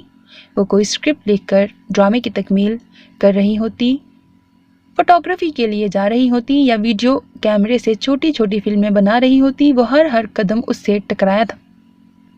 पुरमज़ा अंदाज में, संजीदगी के साथ हर अंदाज में उसे मुतासिर करने की कोशिश की, लेकिन वो बात को हेलो हाय और हाय से आगे ही नहीं जाने देती थी। सारी जूनियर्स उसे देखते ही खुश हो जाती। अरे सिनान आ गया, अब ये प्रॉब्लम चुटकी बजा के हल हो जाएगी। सिनान प्लीज़ ये कर दो ना, देखो ये शॉट सही से लिया नहीं जा रहा। वो सबके मसाइल निपटा कर उन दोनों के पास आता। हेलो ज़मीता, दुरिया, एनी प्रॉब्लम? हाय, दुरिया पुरजोश अंदाज में जवाब देती, अलबत्ता ज़मीता बदस्तूर अपने काम में मसरूफ़ रहती। ये हर एक से ऐसे ही खुश्क अंदाज में मिलती हैं, या मेरे साथ ही ये रवैया है? वो चुपके चुपके दुरिया से पूछता तो वो बेसाख्ता ही हंस देती। ये ऐसी ही है सिनान, तुम इसके चक्कर में मत पड़ो। स्कूल लाइफ से लेकर कॉलेज लाइफ तक मैं हज़ारों को इसके पीछे ख्वार होते देख चुकी हूँ। ये किसी को घास नहीं डालती। क्या करूँ यार, दिल है कि मानता नहीं। वो बात को मजाक में ले जाता। ये फिल्मी डायलॉग मत बोलो, सुन लिया ना तो सबके सामने इज्जत उतार देगी। वो सरगोशी में समझाती। इतना नखरा और गुस्सा क्यों है इसके अंदर? सिनान ने यूं ही पूछ लिया। नखरा क्या? उसे इस किस्म की बातें बेहुदा लगती हैं। उसका कहना है कि अगर ऐसे लोगों की हौसला अफजाई मैंने की होती तो आज मेरे पीछे आशिकों की भीड़ होती।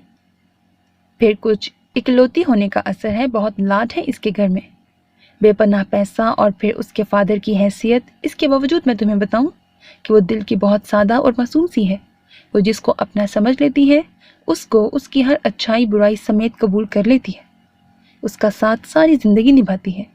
दुरिया आहिस्ता आहिस्ता सिनान को समझा रही थी, और सिनान सिद्दीकी ने उसी लम्हे अपनी ज़िंदगी का सबसे बड़ा फैसला कर लिया था, उसे हमेशा के लिए अपनाने का।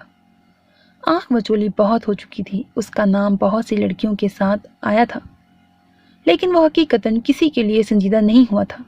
हसीन, खूबसूरत, बेल ड्रेस लड़कियां उसे अपनी जानिब खींचती थीं, लेकिन कुछ ही अरसे के बाद उनकी आदतों में कोई न कोई बदनुमाई उसे ऐसी नज़र आ जाती कि वो बेजार होकर उससे खींच सा जाता। एक मुकम्मल लड़की का नक्शा उसके जहन में बैठा हुआ था, जो मुकम्मल खूबसूरती का शाहकार हो, किरदार की पाकीज़ा हो, मोहब्बत उससे करे तो भरपूर, सिर्फ और सिर्फ उससे ही। उसने इस सिलसिले में डैडी से बात की तो वो सुनकर उछल पड़े। मिस्टर शहाबुद्दीन की बेटी है, हम बाप बेटे की पसंद कितनी मिलती जुलती है। बस अब तुम फिक्र ही छोड़ दो और अपने फाइनल्स की तैयारी करो। मगर डैडी, मुझे ये मालूम नहीं कि वो मुझे पसंद भी करती है या नहीं। ये सिर्फ मेरी फीलिंग्स हैं, क्या मैं उससे पूछूं? माय सन, बेटी से पूछने की क्या ज़रूरत है, डायरेक्ट बाप से पूछेंगे। मैंने कहा ना, अब तुम इस बारे में सोचना छोड़कर स्टडी की तरफ तवज्जो दो। और फिर वो वाकई जहन से सब कुछ झटक कर पढ़ाई की तरफ मतवज्जा हो गया। उन लोगों को फिल्म कैमरा इस्तेमाल करके एक फ़िल्म बनानी थी। वो आधे घंटे की देहात पर फिल्म बना रहा था। सुबह निकल जाता तो शाम को वापस आता। फिल्म तकरीबन आधी बन गई तो वो उसे लेकर डिपार्टमेंट पहुंचा। इरादा था कि उसे प्रोजेक्टर में लगाकर अंदाज़ा लगाएगा कि कैसी बनी है और कोई कमी बेशी तो नहीं रह गई। वहाँ पहुंचा तो मालूम हुआ कि कुछ दिन के लिए यूनिवर्सिटी बंद हो गई है। स्टूडेंट्स स्ट्राइक थी। सारे तलबा اندر گھیرا ڈالے بیٹھے تھے. کسی کو کلاسز میں جانے کی اجازت نہیں تھی.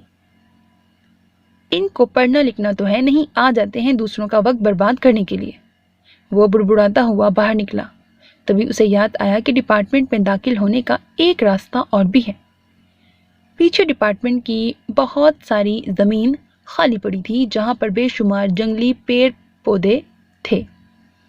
دیواریں وہ سیدھا ہو کر ٹوٹ پھوٹ کا شکار تھیں. وہاں سے بآسانی اندر داخل ہوا جا سکتا تھا. ذہن میں یہ خیال آتے ہی وہ تیزی سے گھوم کر وہاں پہنچا, مگر اندر جا کر مایوسی ہی ہوئی. پورا ڈپارٹمنٹ بھائیں بھائیں کر رہا تھا. پروجیکٹر روم بند تھا. شاید لیکچرارز بھی واپس چلے گئے تھے. سخت کوفت کا شکار ہو کر وہ واپس پلٹا, ٹوٹی ہوئی دیوار پر جمپ لگا دی اور پھر بری طرح اس سے ٹکرا گیا. بہت دیر تک اسے اپنی آنکھوں پر یقین نہیں آیا. تم؟ اور اس وقت اس کی آنکھوں میں بے یقینی کے ساتھ ساتھ خوشی بھی تھی. ارے مجھے نہیں معلوم تھا کہ یہ اسٹوپڈ اسٹرائک ہو گئی ہے. ان لوگوں نے اندر داخل نہیں ہونے دیا تو اس طرف سے اندر جا رہی تھی. وہ اس سے ہٹ کر ذرا دور کھڑے ہوئے بولی تھی. دونوں نے بیک وقت ایک ہی بات سوچی تھی. اندر کوئی ہے؟ میں وہیں سے آ رہا ہوں. کوئی نہ کوئی تو ہوگا, ورنہ دوریا آتی ہوگی. میں وہاں بیٹھ کر انتظار کر لوں گی. وہ بدستور اندر کی طرف جاتی ہوئی بولی. پاگل ہو گیا؟ وہ سخت لہجے میں بولا. اندر تمہارے لیے خطرہ ہے. وہ لوگ سب طرف گھومتے پھر رہے ہیں. واپس چلو. تمہاری کار کدھر ہے؟ وہ ایک لمحے کے لیے حیرت زدہ ہوئی. سنان کا یہ روپ اس کے لیے نیا تھا. یونیورسٹی میں ہی کھڑی کر دی تھی. وہ تھوڑی دیر خاموش ہو کر بولی. تمہارا اب وہاں جانا بھی ٹھیک نہیں. میری کار لے جاؤ اور اپنی کار کی چابیاں مجھے دو. میں اندر سے لے آؤں گا. تمہیں فوراً یہاں سے روانہ ہو جانا چاہیے. سنان کے چہرے پر بکھری فکر مندی کی جھلک زمیتا محسوس کر رہی تھی. اسی وقت بہت سے طلبہ نعرے لگاتے پیچھے کی طرف سے آتے نظر آئے. سنان نے پھرتی سے اسے کھینچا تھا اور دیوار کی آڑ میں ہو گیا. اس وقت ان کی نظروں میں آنا خطرے سے خالی نہیں تھا. انہیں سمجھنے میں ذرا دشواری نہ ہوئی تھی کہ وہ پیچھے سے اندر جانے کی کوشش کر رہے تھے. آہ کیسی پرکیف گھڑی تھی. وہ سلگتی آگ لگاتی اس کے اتنے نزدیک کھڑی تھی. آج اس نے وائٹ نیٹ کی شرٹ اور چوڑی دار پاجامہ پہنا ہوا تھا. بالوں کو کلپ کی قید میں جکڑا ہوا تھا. پھر بھی وہ آبشار کی مانند کمر پر بکھرے تھے. پرفیوم کی دل فریب خوشبو نے اسے مہکا رکھا تھا. اس کا دل چاہا کہ یہ لمحے امر ہو جائیں. وہ دونوں ایسے ہی ہمیشہ کھڑے رہیں اور دنیا ساکت و جامد ہو جائے. اس وقت آپ کا بھی اندر جانا ٹھیک نہیں. میں ٹیکسی کر کے چلی جاتی ہوں. گاڑی کو اندر کھڑا رہنے دیں. دادی کسی کو بھی بھیج کر منگوا لیں گے. وہ اس سے تھوڑا دور ہٹ کر کہہ رہی تھی. وہ لوگ نعرے لگاتے گزر چکے تھے. پھر چلیں, میں ڈراپ کر دیتا ہوں. وہ جیسے نیند سے جاگا تھا. نو تھینکس, میں چلی جاؤں گی. وہ تیزی سے باہر کی طرف جانے لگی. ڈرائیور کے مقابلے میں تو میں زیادہ ہی قابل اعتبار ہوں گا. وہ اس کی بے جا ضد پر چڑھ گیا. ساتھ چلتے چلتے تیز لہجے میں بولا.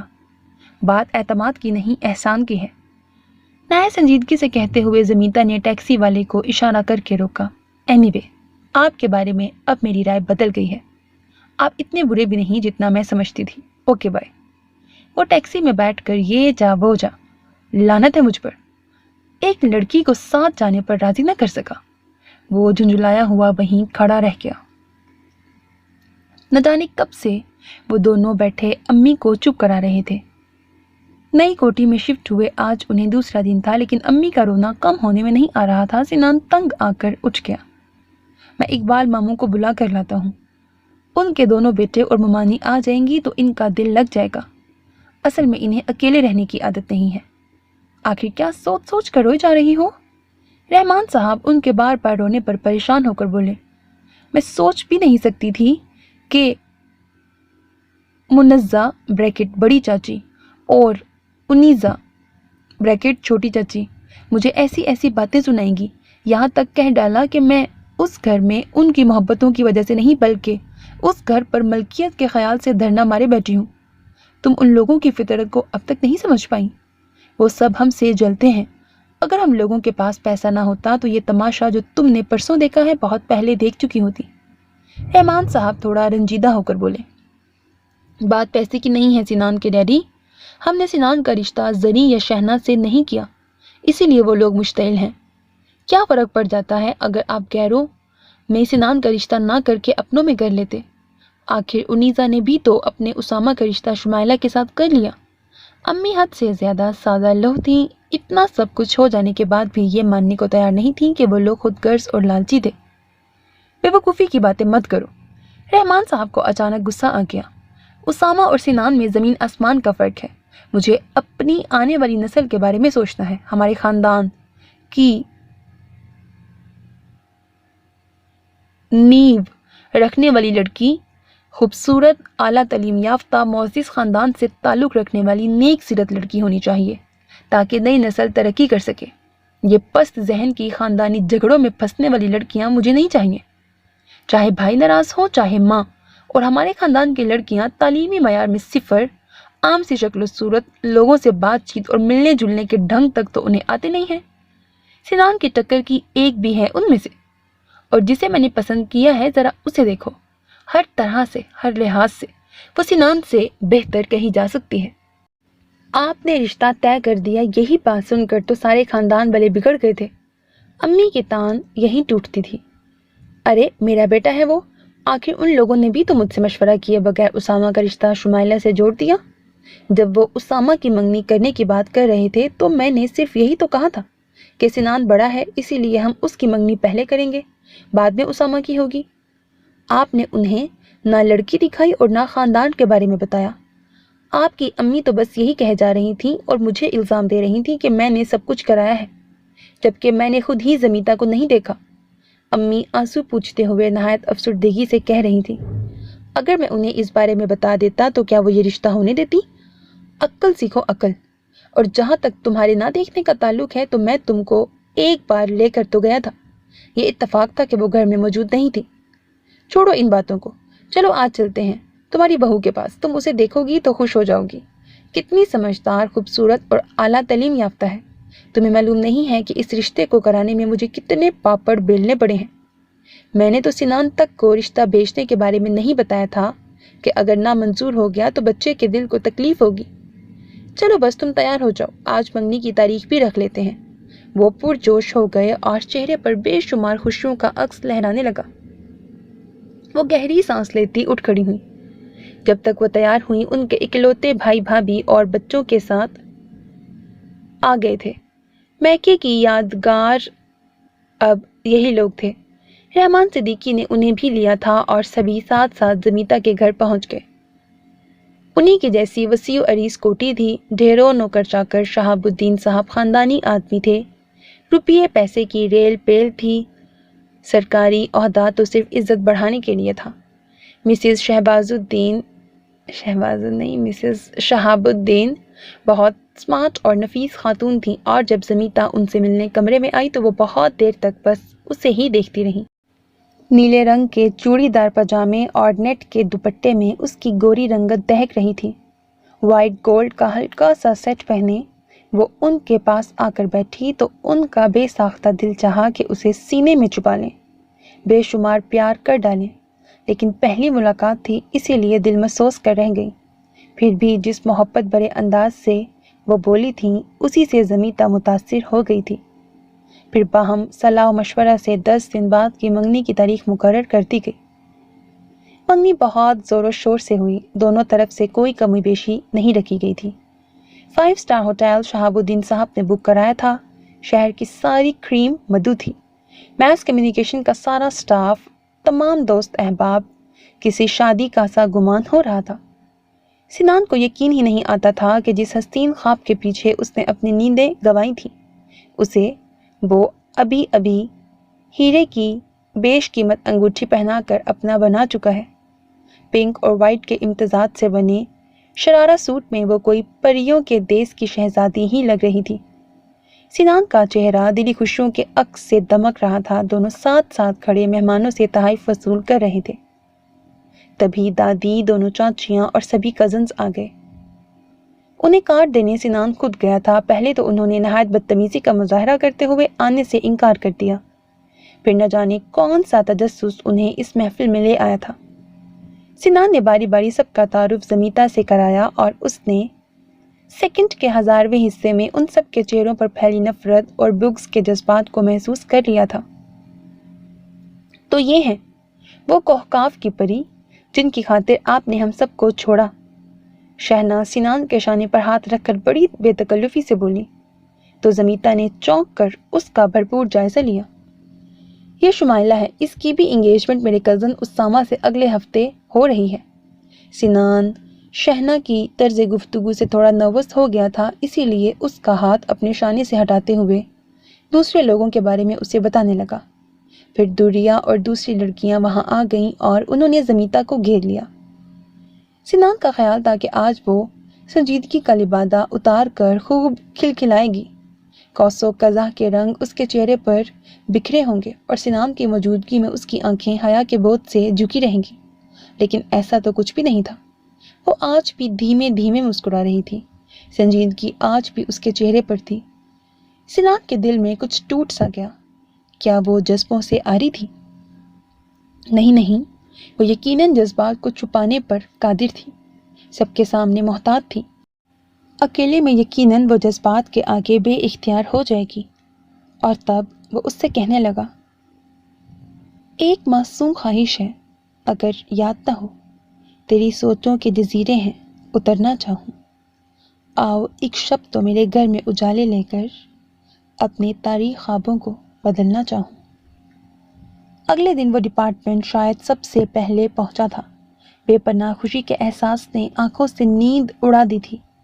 بار بار یہ خیال دل میں گدگدی پیدا کر رہا تھا کہ وہ اس کی اپنی بن کر شرمائی لجائی کیسی لگے گی، اور اگر اس نے اظہار محبت کر دیا تو تب تو شاید وہ خوشی سے بے ہوش ہی ہو جائے۔ لیکن اسے بے پناہ مایوسی کا سامنا کرنا پڑا۔ معلوم ہوا کہ وہ آئی ہی نہیں۔ پھر 3 دن اسے سولی پر لٹکا کر اس نے رخ روشن کا دیدار کرایا تھا۔ Hello every one. زمیتا اپنی دوستوں کے درمیان بیٹھی نہ جانے کس بات پر ہنس رہی تھی جب وہ پہنچا۔ ہائے، کیسے ہیں؟ کئی آوازیں چاروں طرف سے آئیں، لیکن نہ بولی تو وہ 3 دن سے کہاں تھی؟ وہ بڑے حق سے اس کے نزدیک بیٹھتا ہوا بولا، سارے کزنز گھر میں جمع تھے، کسی نے آنے ہی نہیں دیا۔ اس کی بجائے دریا نے جواب دیا تھا، ارے تو تھوڑی دیر کے لیے ہی آ جاتی ڈیئر، میں کتنا بے چین رہا تمہیں اندازہ ہی نہیں۔ وہ اس کی دوستوں کی پرواہ کیے بغیر بولا، جذبوں کے اظہار میں کیسی شرم، یہ تو منہ زور ہوتے ہیں، زبان سے نہ کہو تو آنکھیں چیخ چیخ کر اظہار کرتی ہیں۔ زمیتا نے گھبرا کر سب کو دیکھا، وہ سبھی ہنسنے لگی تھی۔ پہلے پہل کا عشق ابھی یاد ہے فراز، دل خود چاہتا تھا کہ رسوائیاں بھی ہوں۔ دریا نے جھوم جھوم کر شعر پڑھا۔ بکواس مت کرو، اس نے دریا کو جھڑک دیا۔ چلو لائبریری چلتے ہیں، کچھ نوٹس تیار کرنے ہیں۔ وہ جھٹکے سے اٹھ کھڑی ہوئی اور سنان کو کچھ جواب دیے بغیر وہاں سے چلی گئی تھی۔ سنان سکتہ زدہ رہ گیا تھا، پھر بھی اس نے ہمت نہیں ہاری۔ اگلے دن جب وہ صرف دریا کے ساتھ کوریڈور میں کھڑی تھی تو وہ رکے بغیر نہ رہ سکا۔ یہ کل تم کس انداز میں تھی زمیتا؟ میں سمجھ نہیں سکا۔ میں چلتی ہوں، آپ لوگ بات کریں۔ دریا نے وہاں سے ہٹنا چاہا لیکن وہ آگے نہ بڑھ سکی۔ زمیتا نے اس کی بازو پکڑ لی، رک جاؤ، ابھی دونوں ساتھ چلتے ہیں۔ وہ سخت لہجے میں دریا سے مخاطب ہوئی۔ ہاں تو آپ کیا کہہ رہے تھے سنان؟ اس کا اطمینان قابل دید تھا۔ بکواس کر رہا تھا، دماغ خراب ہے میرا۔ وہ بھن آ گیا۔ سنو، یہ انگیجمنٹ تمہاری مرضی کے خلاف تو نہیں ہوئی؟ کس کی شامت آئی ہے جو میری مرضی کے خلاف کوئی کام کرے گا؟ اور جہاں تک میرے رویے کا تعلق ہے تو میرے انداز تو ہمیشہ سے ایسے ہی ہیں۔ اور مسٹر سنان، اور کچھ یا اب مجھے اجازت ہے؟ وہ اس کی آنکھوں میں آنکھیں ڈال کر سکون سے بولی، اور سنان کو ایسے لگا جیسے اس کے ارد گرد سنگریزوں کی بارش ہو رہی ہے۔ وہ لہو لہان ہونے لگا۔ اتنی ٹھنڈی اور برف لڑکی۔ فائنل امتحان بالکل نزدیک تھے، سبھی اسٹڈی کی طرف سنجیدگی سے دھیان دے رہے تھے، لیکن سنان کا دل پڑھائی کی طرف لگ نہیں رہا تھا۔ زمیتا کو اپنا بنا لینے کے باوجود اس کا دل بجھا بجھا سا تھا۔ اس دن لائبریری میں تیز تیز نوٹس بناتی وہ حیرت انگیز طور پر اکیلی مل ہی گئی۔ ہیلو، کیا ہو رہا ہے؟ وہ موقع غنیمت جان کر اس کے نزدیک ہی جا بیٹھا۔ ایگزامز کی تیاری۔ وہ بغیر نظریں اٹھائے مسلسل نوٹس بنائی جا رہی تھی۔ پہلے میری بات سنو۔ اس نے کتاب کو اس کے سامنے سے اٹھا لیا۔ پل کے پل اس کے چہرے پر جھنجھلاہٹ کا عکس نظر آیا، پھر غائب ہو گیا۔ بولو، وہ مضبوط لہجے میں بولی تو سنان کا سارا اعتماد رخصت ہو گیا کہ تم مجھ سے بچی بچی چھپی چھپی کیوں پھرتی ہو؟ مجھ سے اکیلے بات کرنے میں یا ساتھ گھومنے پھرنے میں کیا اعتراض ہے؟ اب تو ساری زندگی کا ساتھ ہے، ابھی سے ہم سفری سے انکار ہے۔ For God sake Sanan, exams میں بہت کم وقت ہے، مجھے ہمیشہ کی طرح پوزیشن لینی ہے اور چاہتی ہوں کہ تم بھی اپنے سابقہ رزلٹ کو برقرار رکھو، اسی لیے اس وقت صرف اور صرف اسٹڈی پر توجہ دو اور مجھے بھی دینے دو۔ اچھا، روزانہ ایک فون کی اجازت تو دو۔ التجا میں ڈوبا لہجہ تھا۔ سوچ کر بتاؤں گی۔ وہ سارے پیپرز اور کتابیں سمیٹ کر چلتی بنی، لیکن سنان کو کسی پل چین نہیں تھا۔ پڑھائی اس حد تک حواسوں پر سوار نہیں کی جاتی کہ رشتوں اور جذبوں کو فراموش کر دیا جائے۔ پھر اسے سائمہ بھابھی یاد آئیں۔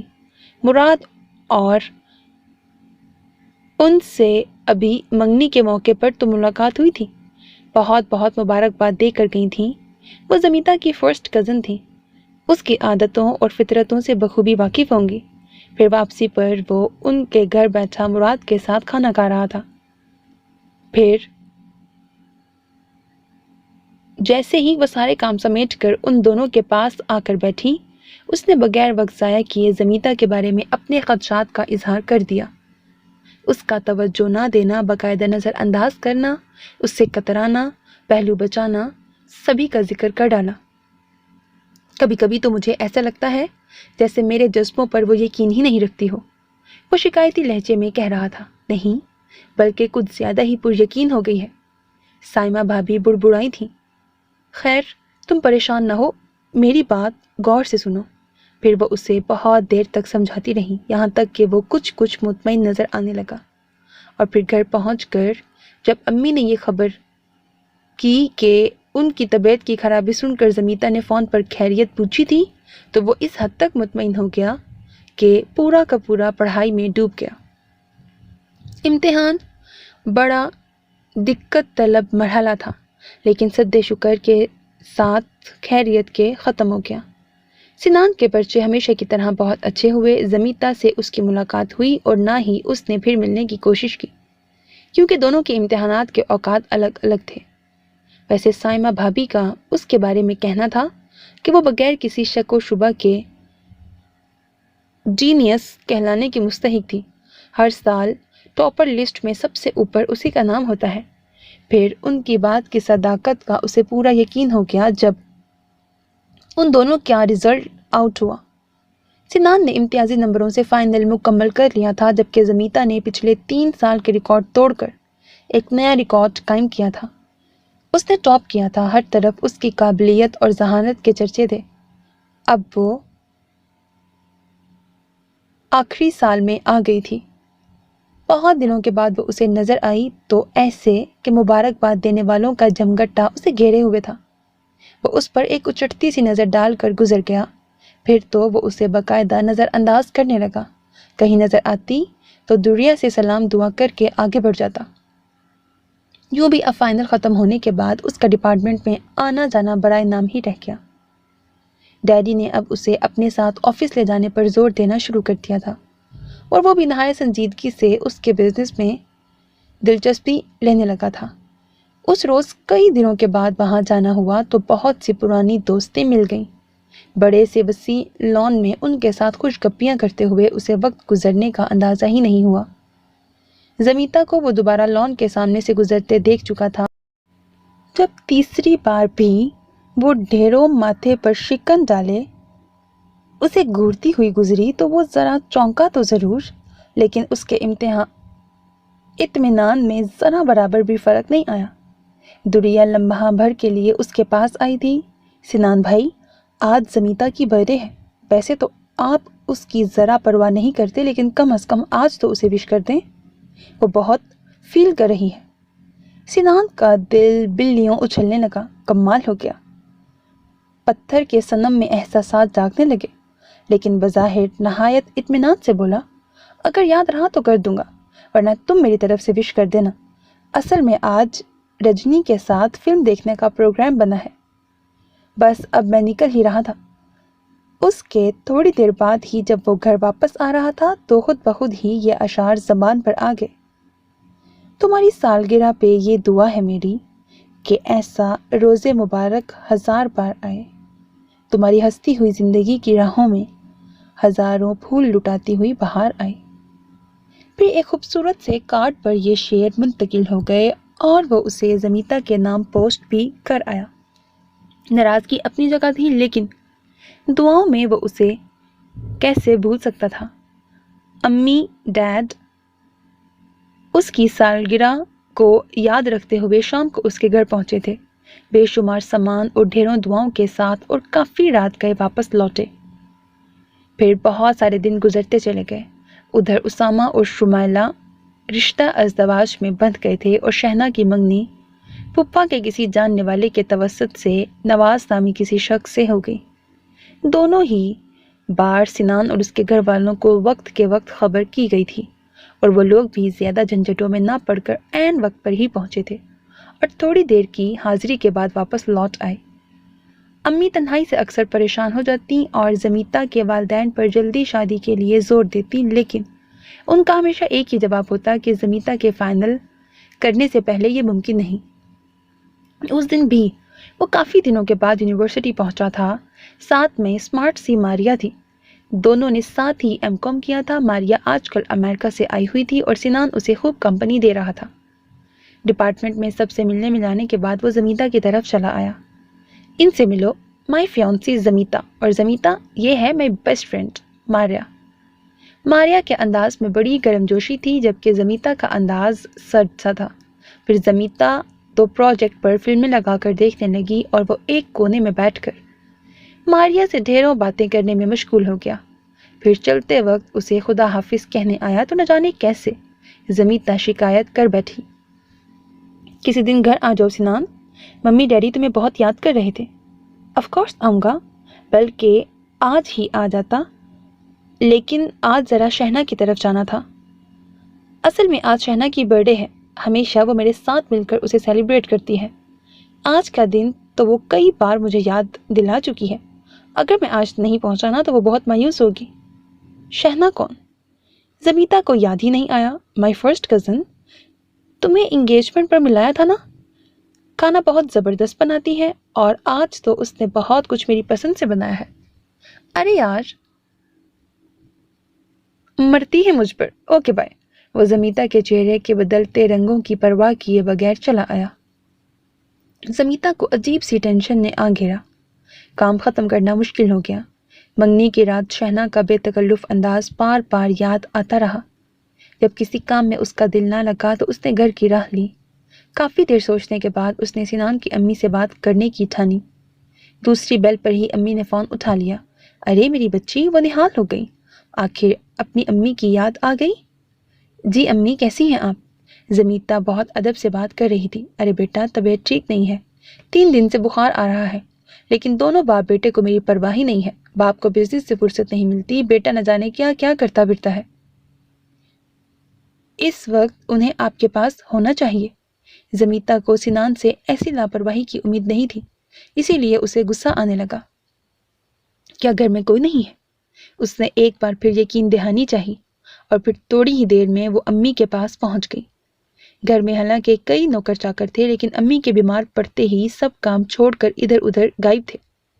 امی کا کمرہ بے ترتیب تھا، کچن بے ڈھنگا سا پڑا تھا، اور نہ جانے کب کب کے کھانے بنے فریج میں رکھے تھے۔ امی یوں ہی نرم مزاج کی تھی، نوکر ان کے سر پر چڑھے رہتے تھے۔ زمیتا نے صرف تھوڑی ہی دیر میں وسیع و عریض کوٹھی کا جائزہ لے لیا اور پھر اسے صحیح کرنے میں کمر بستہ ہو گئی۔ سارے نوکروں کو جمع کر کے اس نے انہیں کاموں پر لگایا۔ امی کے لیے سوپ بنایا، ڈیڈی کے لیے اپنی پسند کا کھانا بنوایا۔ کافی دیر گزرنے کے بعد جب وہ امی کا کمرہ درست کر کے انہیں سوپ پلانے کے بعد دوا کھلا رہی تھی تو وہ جیسے زمیتا کو کچھ آگاہ کرنے کے خیال سے بولی، بیٹی سنان کی کچھ خبر ہے تمہیں؟ آج کل دادی کے گھر کے بہت چکر لگا رہا ہے، ہر وقت شہنا کا ذکر کرتا رہتا ہے، کبھی وہ کچھ پکاتی ہے، ایک فون کرتی ہے اور یہ بھاگا چلا جاتا ہے۔ میں شہنا کو ناپسند نہیں کرتی بیٹا، لیکن اب اس کی منگنی ہو چکی ہے اور سنان کی شادی تم سے ہونے والی ہے، بھلا اب دونوں کا اتنا میل جول کیا معنی رکھتا ہے؟ وہ چپ چاپ ہی سنے جا رہی تھی، چہرے پر ایک رنگ آ رہا تھا، ایک جا رہا تھا۔ اور ہاں، ابھی جانے سے پہلے مجھے یہ بتا رہا تھا کہ آج گھر کے سبھی افراد شہنا کی شادی کی تاریخ رکھنے اس کے سسرال جا رہے ہیں، تو کیا یہ اکیلی سنان کے ساتھ اپنی برتھ ڈے منا رہی ہے؟ وہ پریشان سی خود ہی بڑبڑانے لگی تھی۔ زمیتا کے کان کھڑے ہو گئے۔ امی ذرا گھر کا ایڈریس سمجھائیں گی؟ نہ جانے کیوں اس کا دل دھڑ دھڑ کرنے لگا۔ پھر ایک لمحہ بھی ضائع کیے بنا اس نے فل سپیڈ پر کار دوڑائی تھی اور پھر اسے گھر ڈھونڈنے میں ذرا بھی دقت نہیں ہوئی۔ دروازہ کسی نوکرانی جیسی عورت نے کھولا تھا۔ پورا گھر اندھیرے میں ڈوبا ہوا تھا، صرف اوپری حصے میں ایک طرف روشنی نظر آ رہی تھی۔ دروازے پر ہلکے سے ہاتھ رکھا تو وہ کھلتا چلا گیا۔ سامنے ٹیبل لگی ہوئی تھی، انواع اقسام کے کھانے رکھے گئے تھے اور شہنا اصرار کر کے سنان کو کھلا رہی تھی۔ زمیتا دروازے کے بیچوں بیچ سکون سے جا کھڑی ہوئی۔ اگر اس کی اداؤں اور کھانے سے پیٹ بھر گیا ہو تو گھر چلے؟ وہ شہنا کی طرف دیکھے بغیر سنان سے مخاطب تھی۔ شہنا ایک دم زرد پڑ گئی تھی، البتہ سنان پر کوئی اثر نہیں ہوا۔ تم کہاں سے آ گئی زمیتا؟ چلو اب آ گئی ہو تو تھوڑا سا کیک لے لو، آج شہنا کی برتھ ڈے ہے۔ وہ اطمینان سے شہنا کے ہاتھ میں پکڑی گلاب جامن لے کر کھاتا ہوا بولا۔ ہم اسی وقت گھر چل رہے ہیں سنان۔ اس نے آگے بڑھ کر سنان کو ہاتھ پکڑ کر اٹھا دیا، پھر باہر کار تک آنے تک اس کا ہاتھ نہیں چھوڑا تھا۔ یہاں بیٹھو، میں 1 منٹ میں آتی ہوں۔ غصے سے اس کا چہرہ تمتما رہا تھا۔ دوسرے ہی لمحے ایک بار پھر وہ شہنا کے سامنے تھی۔ یہ آخری بار تمہاری کوشش تھی سنان کو اپنے نزدیک لانے کی۔ اس کے بعد اگر تم اس کے آس پاس بھی نظر آئیں تو وہ حشر کروں گی کہ زندگی بھر یاد رکھو گی۔ اور ہاں، 1 مہینے کے اندر اندر اس شخص سے شادی کر لو جہاں تمہاری منگنی ہوئی ہے، ورنہ اتنا بدنام کرا دوں گی کہ اس ملک میں تو کیا کسی دوسرے ملک میں بھی منہ دکھانے کے لائق نہیں رہو گی، سمجھی؟ سنان صرف میرا ہے اور میں اپنے حق سے اتنی آسانی سے دستبردار نہیں ہوتی۔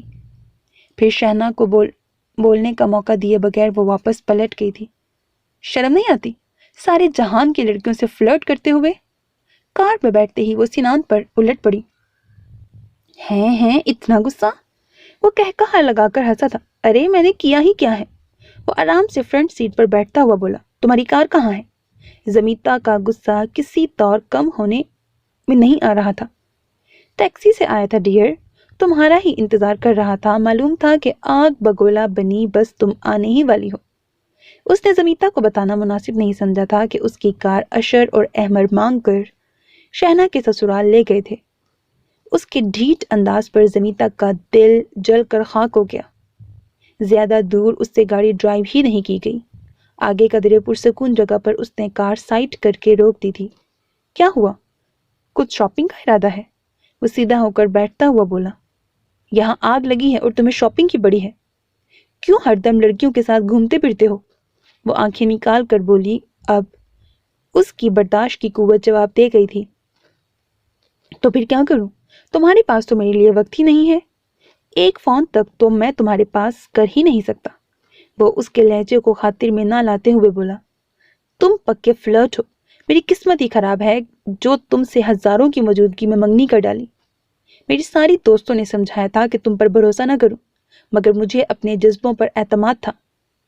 اس سے بھی زیادہ تمہاری محبت کی سچائی پر ایمان لے آئی تھی۔ ہزاروں رشتوں میں سے صرف تمہارے بھیجے گئے رشتے پر اپنی قبولیت کی مہر لگائی تھی۔ نہ جانے کیوں تمہاری ذات پر اتنا بھروسہ تھا مجھے، حالانکہ بظاہر تمہارا رویہ میرے ساتھ نہایت روڈ اور حوصلہ شکن رہا۔ سنان اب سنجیدگی سے گویا ہوا۔ تمہاری شوخی اور شرارتوں سے ڈرتی تھی میں، تمہارے جذبوں پر بند لگانے کے لیے میں نے یہ رویہ اختیار کیا تھا، لیکن کیا حاصل ہوا مجھے؟ تم میرے اعتبار کو قائم نہ رکھ سکے، بے مول ہو گئی میری فیلنگز۔ وہ اچانک ہی پھوٹ پھوٹ کر رونے لگی تھی۔ سنان تھوڑی دیر کے لیے شوق کی سی کیفیت میں آ گیا۔ زمیتا اور آنسو؟ یقیناً اس کے دل کو بہت تکلیف پہنچی تھی۔ اسے لگا جیسے اس کے آنسو سیدھے اس کے دل پر گر رہے ہوں۔ لیکن تھوڑے سے بدقسمت تم بھی ہو۔ تمہارا واسطہ زمیتا شہاب الدین سے پڑا ہے۔ مر جاؤں گی لیکن میرے علاوہ تم کسی اور سے تعلق نہیں جوڑ سکتے۔ نہ تمہارا پیچھا چھوڑوں گی اور نہ کسی اور سے تمہیں واسطہ رہنے دوں گی۔ وہ روتے روتے سر اٹھا کر بولی۔ زمی یار، وہ بے قرار سا ہو گیا۔ اور کتنی آزمائش مقصود تھی اس کی، اور کس طرح سے وہ اقرار کرانا چاہ رہا تھا۔ پاگل ہو بالکل۔ تمہیں اتنا بھی اندازہ نہیں ہوا کہ یہ سب نیری ایکٹنگ تھی میری؟ تمہاری برداشت کو آزمانا چاہ رہا تھا میں۔ یہ رجنی، ماریا، شہنا سب تمہارے سامنے بھلا کیا وقت رکھتی ہیں؟ اگر ان سب کو اپنانا ہوتا تو انہیں چھوڑتا ہی کیوں؟ وہ اسے دھیمے دھیمے سمجھاتا ہوا بولا۔ تم مجھ سے دور بھاگتی تھی، میرے سائے سے بھی بچتی تھی۔ میرے دل میں یہ شبہ تھا کہ شاید تمہاری نظروں میں میری کوئی اہمیت نہیں۔ تھینکس سائمہ بھابھی کو۔ انہوں نے مجھے یہ مشورہ دیا کہ اگر تمہارے جذبات کو بے نقاب کرنا ہے تو تمہیں مکمل نظر انداز کر کے دوسری لڑکیوں کو اہمیت دینی چاہیے، اور دیکھ لو آج اس بات کا اثر۔ وہ اس کے بالوں کی ایک ایک لٹ کھینچتا ہوا بولا، اور وہ جو معصوم بڑی بڑی آنکھیں پھیلائے رونا دھونا بھولے اس کی باتیں سن رہی تھی، تھوڑی سی پیچھے ہٹ گئی۔ یہ تم مجھے تنگ کر رہے تھے، اور اگر میں غصے میں آ کر یہ رشتہ ہی توڑ دیتی تو؟ ناممکن، تم ایسا کر ہی نہیں سکتی تھی۔ سائمہ بھابھی کا تمہارے بارے میں کہنا تھا، یار اگنور کرو اس آواز کو۔ سائمہ بھابھی کا تمہارے بارے میں کہنا تھا کہ تم جس کسی کو اپنا سمجھ لو اس کا ساتھ مرتے دم تک نہیں چھوڑ سکتی۔ اسی لیے تو مجھے اس بات کا ڈر ہی نہیں تھا۔ وہ بڑے مزے سے کہہ رہا تھا، تم سب لڑکے ایک جیسے ہوتے ہو۔ اس کا لہجہ خفا خفا سا تھا۔ ہم لڑکیاں جب کسی کے خواب اپنی آنکھوں میں بسا لیں، اپنی سانسوں کو کسی کے نام وقف کر دیں، اپنی دھڑکنوں کی ہر سر تال اسی کے نام سے شروع کریں اور اسی کے نام پر ختم کریں، تو اس کے سائے سے بھی شرمانا شروع کر دیتی ہیں۔ یہ خوف کہ کہیں جذبات سب کے سامنے آشکار نہ ہو جائیں، لڑکیوں کو اپنے محبوب کے سامنے زیادہ دیر ٹھہرنے نہیں دیتے۔ تم لڑکے یہ بات کبھی نہیں سمجھتے۔ تمہارا ایک ایک انداز مجھے ازبر ہے۔ جانتے ہو، تم نے جو میری برتھ ڈے پر اشعار لکھ کر بھیجے تھے وہ کارڈ ہر وقت میرے پرس میں موجود رہتا ہے۔ وہ نظریں جھکائے جھکائے کہہ رہی تھی، لیکن تمہارے ان احساسات کی خبر مجھ تک کیسے پہنچ سکتی تھی؟ بہت زیادہ اگر نہیں تو محبت اظہار کی محتاج ایک حد تک تو ضرور ہے۔ سنان نے آہستگی سے اس کا ہاتھ تھام لیا۔ لیکن کیا یہ ضروری ہے کہ اظہار شادی سے پہلے ہی ہو؟ وہ باقاعدہ بحث پر اتر آئی۔ 90% لو میرجز اسی لیے ناکام ثابت ہوتی ہیں کہ شادی سے پہلے ہی لڑکے لڑکیاں جذبات کی رو میں اس حد تک بہک جاتے ہیں کہ مستقبل کے لیے کچھ بچا کر نہیں رکھتے۔ کلیاں منہ بند ہی تو خوبصورت لگتی ہیں، جب آہستہ آہستہ کھلتی ہیں تو ان کی دلکشی اور حسن میں اور اضافہ ہوتا ہے۔ یا اللہ، ریئلی؟ میری کلی میرے سامنے کس انداز میں کھلنے والی ہے؟ میں تو سوچ سوچ کر ایکسائٹڈ ہو رہا ہوں۔ سنان اب کھل کر شرارتی انداز میں ہنسا تھا۔ سنو، یہ شادی کچھ جلدی نہیں ہو سکتی۔ اس کا لہجہ خوابناک سا ہو گیا۔ وہ شرما گئی۔ ہنستی مسکراتی شرماتی لجاتی وہ پہلے سے کتنی مختلف اور معصوم سی لگ رہی تھی۔ اچھا، اب وہم کو کبھی دل میں جگہ نہ دینا۔ میں صرف اور صرف تمہارا ہوں اور تمہارا ہی رہوں گا۔ وہ نرمی سے اس کا چہرہ اپنی جانب کرتے ہوئے یقین دلا رہا تھا۔ اور آپ بھی کسی شک و شبہ میں نہ پڑیں۔ آپ کی محبت ایک مقدس امانت کی طرح میرے پاس محفوظ ہے، میرے دل میں، جو وقت آنے پر بحفاظت آپ کو سونپی جائے گی۔ تب تک کے لیے صبر۔ وہ سنان کو دھکا دے کر دور ہٹاتی ہوئی بولی، منظور ہے، لیکن کوئی ایسی خوبصورت سی بات کہہ دو جس کے سہارے یہ صبر آزما وقت گزارا جا سکے۔ اس نے مسکرا کر تھوڑی دیر کے لیے سوچا، پھر بولی، نہ جانے کس کے اشعار ہیں لیکن حسب حال ہیں۔ تیری باہوں میں اب سونا چاہتی ہوں، شوق سی تیری آنکھوں میں کھونا چاہتی ہوں۔ جو بیتی سو بیت گئی، کیا کرنا جانا، باقی ساری زندگی میں تیری ہونا چاہتی ہوں۔ چہرے پر محبت کی کرنیں سجائے بڑے جذبے کے عالم میں وہ اشعار سنا رہی تھی، اور سنان وہ تو بس ششتر سا اسے دیکھے جا رہا تھا۔ اتنا مکمل اور بھرپور اعتراف محبت کا تو اس نے تصور بھی نہیں کیا تھا۔ وہ یقیناً وہی تھی جس کی تلاش اس نے برسوں کی تھی۔ اب انتظار تھا تو بس اس وقت کا جب اس کی باہوں میں آ کر وہ یہ اشعار پڑھتی۔ ختم شد۔ سو میرے عزیز listeners, this was the end of the novel. Hope that you like it. اپنا بہت خیال رکھیے گا نیک تمناؤں کے ساتھ۔ اللہ حافظ. And don't forget to subscribe to my channel because that's how you can encourage me.